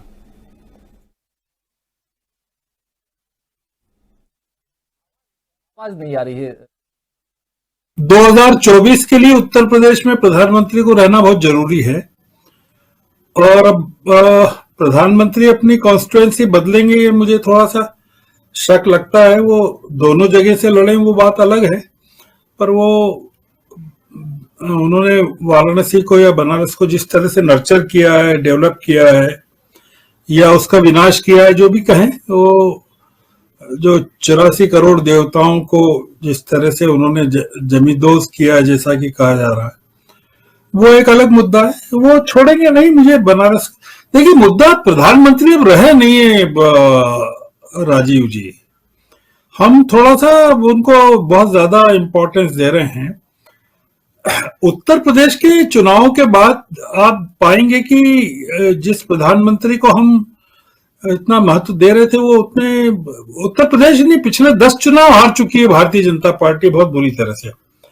और ये जो है उत्तराखंड, पंजाब, गोवा, मणिपुर, उत्तर प्रदेश, इसके जो परिणाम हैं, और 2024 तक 11 और राज्यों के चुनाव होने हैं, और वो ये जो उत्तर प्रदेश की और ये तमाम जगहों की जो एंटी इनकम्बेंसी है वो वहां भी पहुंचने वाली है। तो उत्तर प्रदेश की लहर जो है वो आप क्या समझते हैं? ये जो नीतीश कुमार की जो चाल में जो फर्क नजर आ रहा है आपको, ये कोई ऐसा नहीं है कि कुछ आपको पता नहीं है नीतीश कुमार क्या कर सकते हैं अगले चुनाव तक। तो ये उत्तर प्रदेश अब पूरे देश में चलने वाला है, और भारतीय जनता पार्टी के लिए बहुत, एनडीए में अब कौन है बताइए? वो भाषण में आपने सुना कि वो अपील कर रहे हैं, प्रार्थना कर रहे हैं कि मेरी एक बात मानेंगे कि एनडीए को ले जाएंगे। तो आप बताइए कि एनडीए में कौन है? मतलब किसको वो एनडीए मानते हैं उत्तर प्रदेश में? तो अब वो एनडीए तो खत्म हो गया है, और देश में भी खत्म हो गया है। नीतीश कुमार के अलावा कुछ एनडीए बचा नहीं है। ये जिसको कहते हैं ना कि एक लास्ट फेज है बीजेपी का उत्तर प्रदेश, और डिसाइसिव फेज है, और इसके बाद पूरा विपक्ष बहुत आक्रामक हो जाएगा राजीव जी, और देश की पॉलिटिक्स पूरी बदल जाएगी। आप अगर उत्तर प्रदेश के चुनाव के समानांतर जो विपक्षी दल क्या कर रहे हैं वो देखिए जरा, कि केसीआर क्या कर रहे हैं, वो किससे मिल रहे हैं, वो केजरीवाल से मिल रहे हैं। केसीआर क्या कर रहे हैं, स्टालिन से बात कर रहे हैं। केसीआर क्या कर रहे हैं, उद्धव से बात कर रहे हैं। ये जो एक समानांतर जो धारा चल रही है देश में उत्तर प्रदेश के पैरेलल, और ममता बनर्जी जो कर रही हैं वो काफी इंपॉर्टेंट है। और कांग्रेस के लिए ये उत्तर प्रदेश का चुनाव इसलिए महत्वपूर्ण है कि कांग्रेस को अगर मेन स्ट्रीम पॉलिटिक्स में रहना है देश की, और अपनी बार्गेनिंग दिखाना है 2024 के लिए, तो उत्तर प्रदेश में कुछ करके दिखाना होगा। तो ये उत्तर प्रदेश कांग्रेस के लिए तो इम्पोर्टेंट है। मुझे नहीं पता कितनी सीटें कांग्रेस जीतेगी, नहीं जीतेगी। ये उत्तर प्रदेश का चुनाव बीजेपी के लिए ये लगभग एक निर्णायक मोड़ में ही है कि अब कुछ बहुत बचा नहीं है बीजेपी के लिए। एक फॉर्मेलिटी है, ये 7वां चरण हो जाए शांतिपूर्वक, ईश्वर को यही कामना करना चाहिए। और ये यूक्रेन ऐसे टाइम पर आया है, इसने बीजेपी का बहुत नुकसान कर दिया है, तो पूरा फोकस ही चेंज कर दिया है। नेशनल मीडिया का तो देख ही रहे हैं आप क्या हाल है, वो बीजेपी को दिखाई नहीं रहा है, छठे और 7वें चरण को नहीं दिखा रहा है, वो यूक्रेन को दिखा रहा है। तो नेशनल मीडिया को भागने का मौका मिल गया यहां से, उत्तर प्रदेश से मुंह छुपाने का। तो काफी चीजें होने वाली है राजीव जी। जी जी बिल्कुल, बहुत कुछ होने वाला है। लेकिन जयशंकर जी, आपकी टिप्पणी भी चाहूंगा। योगी आदित्यनाथ की जो बाइट हम सुना रहे थे, आपने भी ध्यान से सुना होगा। योगी आदित्यनाथ से लेकर के बनारस तक क्या कुछ हो रहा है, क्या कुछ होने वाला है, थोड़ा सा आखिरी कमेंट आपका भी। अब इस कार्यक्रम के समापन का बिल्कुल वक्त हो गया है। बहुत देर से आप सब हमारे साथ जुड़े हुए हैं और तमाम साथी लगातार कमेंट भी कर रहे हैं और देख भी रहे हैं, सुन भी रहे हैं। जी जयशंकर जी। जी राजीव जी, योगी जी का बाइट में सुन रहा था, तो जो शख्स कैराना में दूसरों की गर्मी उतारने की बात कर रहे थे और मई जून के महीने में भी वहां शिमला का माहौल बनाने की बात कर रहे थे, आज उनके चेहरे पे लग रहा था कि वो खुद ही ठंडे पड़ते दिख रहे हैं। ये आश्चर्यजनक है कि जो दूसरों की गर्मी उतार रहा था वो आज ठंडा हुआ दिखाई दे रहा है। और आश्चर्य की बात है कि मतलब अगर आप 312 सीटें अगर आप जीत के लाए थे पिछले चुनाव में, 2017 के चुनाव में, और आज आप कह रहे हैं कि हमारा लक्ष्य ही है 275 सीटों का, मतलब 250 और 300 का लक्ष्य है, तो अद्भुत है भाई। अमित शाह जी तो एकदम माथा पीट रहे होंगे कि हम 300 पार चिल्ला रहे हैं, और ये हमारा मुख्यमंत्री जो है ये कह रहा है कि 275 सीटें, 300 सीटें और 300 सीटों का लक्ष्य रखा गया है। भाजपा का इतना लक्ष्य ऐसा हो सकता है? तो ये दुर्दिन की निशानी है। और देखिए सही बात है, वही हमारे मित्र बता रहे थे कि साहब ये कम्युनिस्टों का इलाका रहा है, कभी बनारस जो है उदल वहां से जीतते रहे हैं। नहीं, ऐसा नहीं है। देखिए ये यहाँ से पूरी उत्तर प्रदेश से लेकर के कानपुर तक एक पट्टी चलती थी कम्युनिस्टों की।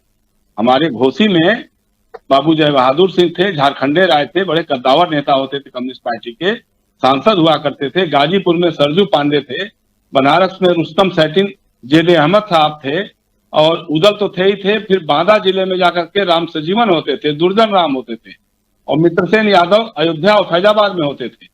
कानपुर में SM बनर्जी होते थे, बाद में वो सुहासिनी हली वहां से होने लग गई थी। तो ये पूरी की पूरी कम्युनिस्ट ब्लॉक रहा है, ये पट्टी रही है पूरी की पूरी। और समाजवादी लोगों का पूरा ये राजनारायण का बनारस रहा है, कमलापति जी का बनारस रहा है, बाबू संपूर्णानंद का बनारस रहा है, लाल बहादुर शास्त्री का बनारस रहा है। तो ये तो हाल के दिनों में जो एक भ्रमजाल बुना है इन लोगों ने, मंदिर मस्जिद का नारा लगा करके और हिंदू व मुसलमान का नारा लगा करके, उससे थोड़ा सा हो गया, लेकिन अब वो खत्म होने जा रहा है, अब इस बार दिखाई दे रहा है। मुझे देखिए सबसे अच्छी बात मुझे ये लगी है राजीव जी, जैसा हम और आप जब घूम रहे थे पश्चिमी उत्तर प्रदेश में, वहां से जो दिखाई दिया कि जिस ढंग से गंगा जमुनी तहजीब फिर से खड़ी हो गई, जिसपे हमले की कोशिशें इन्होंने 2013 से लेकर लगातार की है, वो कोशिशें अभी तक उन्होंने धर्म संसद करके, गर्मी ठंडा करने की बात करके, तमाम तरह की बातें, माफिया, ये सारी बातें कर करके, आतंकवाद और ये हिजाब, लव जिहाद, क्या क्या नहीं चला, लेकिन उस गंगा जमुनी तहजीब पर ये प्रहार नहीं कर सके, टूट नहीं सके। और मुझे इसी बात की सबसे बड़ी खुशी है कि वो गंगा जमुनी तहजीब गोरखपुर से लेकर के बनारस तक भी टूटने नहीं पाई।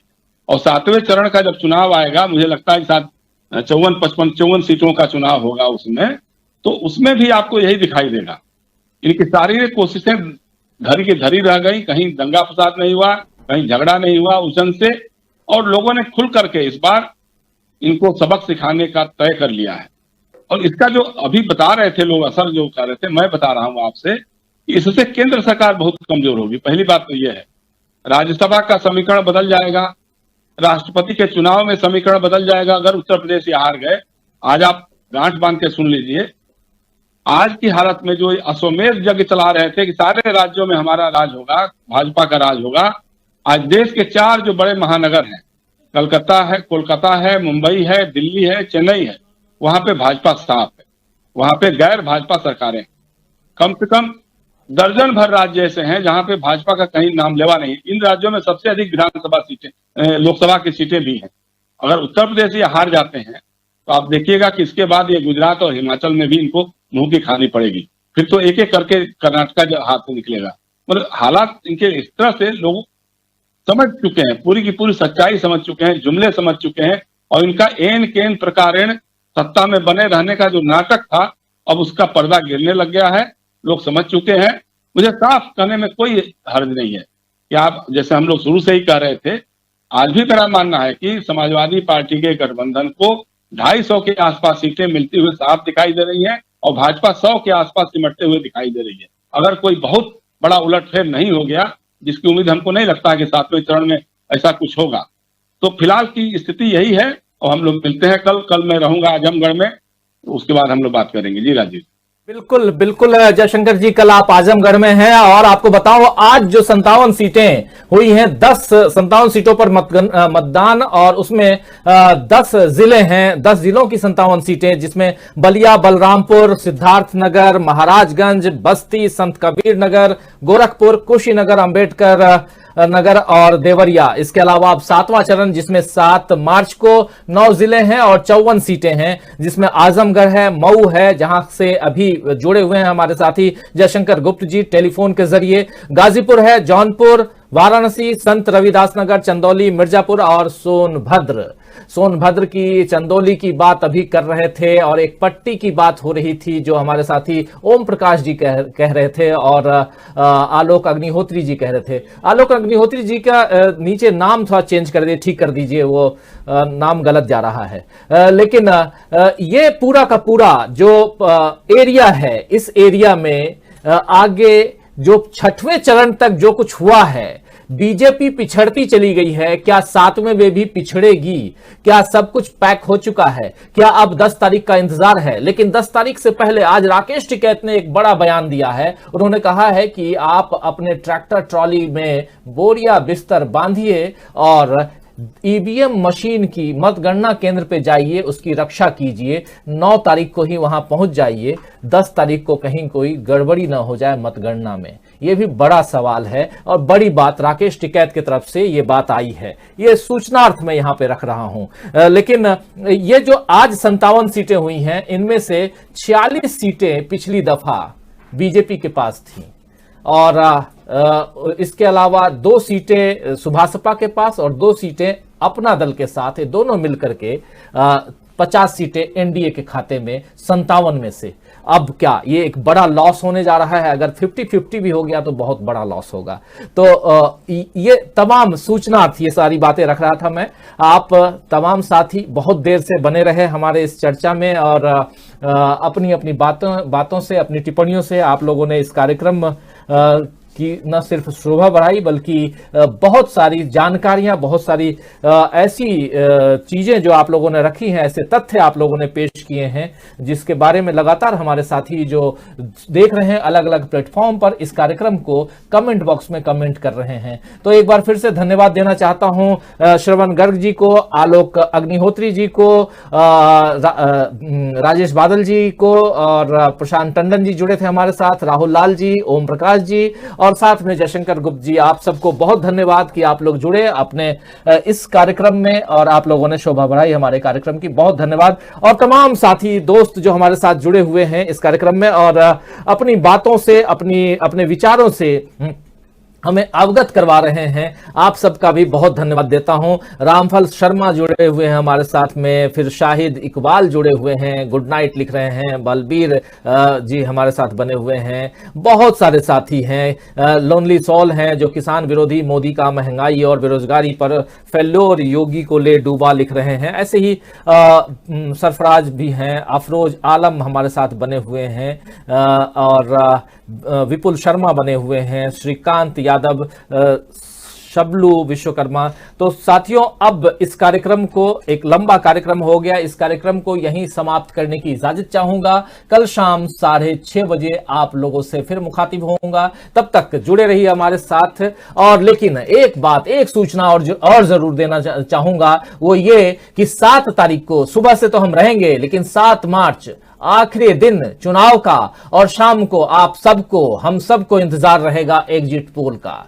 डीवी लाइव का एग्जिट पोल क्या कहता है, 5 राज्यों में कहां किसकी सरकार बनने वाली है, ये हम बिल्कुल जमीन से, हर अलग अलग बूथों से, अलग अलग सेंटर से, अलग अलग मतदान केंद्रों से जो आंकड़े हमारे साथी इस वक्त निकाल कर ला रहे हैं, इकट्ठा कर रहे हैं, सब आपके सामने हम पेश करेंगे 7 मार्च को शाम 5 बजे के बाद। लेकिन उससे पहले 7 मार्च को भी आज दिन भर जैसे हम आपके सामने रहे, आपके साथ रहे, वैसे हम आपके साथ रहेंगे। उससे पहले 5 मार्च भी है, जिसको हम नहीं भूल सकते कि मणिपुर में भी 22 सीटों पर मतदान अभी बाकी है और उसकी वो मतदान 22 सीटों पर मणिपुर में 5 मार्च को है। 5 मार्च महत्वपूर्ण दिन है सबके लिए, और साथ में 7 मार्च, उसके बाद 10 मार्च सुबह 6 बजे से आपके साथ। तो उससे पहले जुड़े रहिए, देखते रहिए डीबी लाइव। नमस्कार, गुड नाइट, शुभ रात्रि, शब बखैर।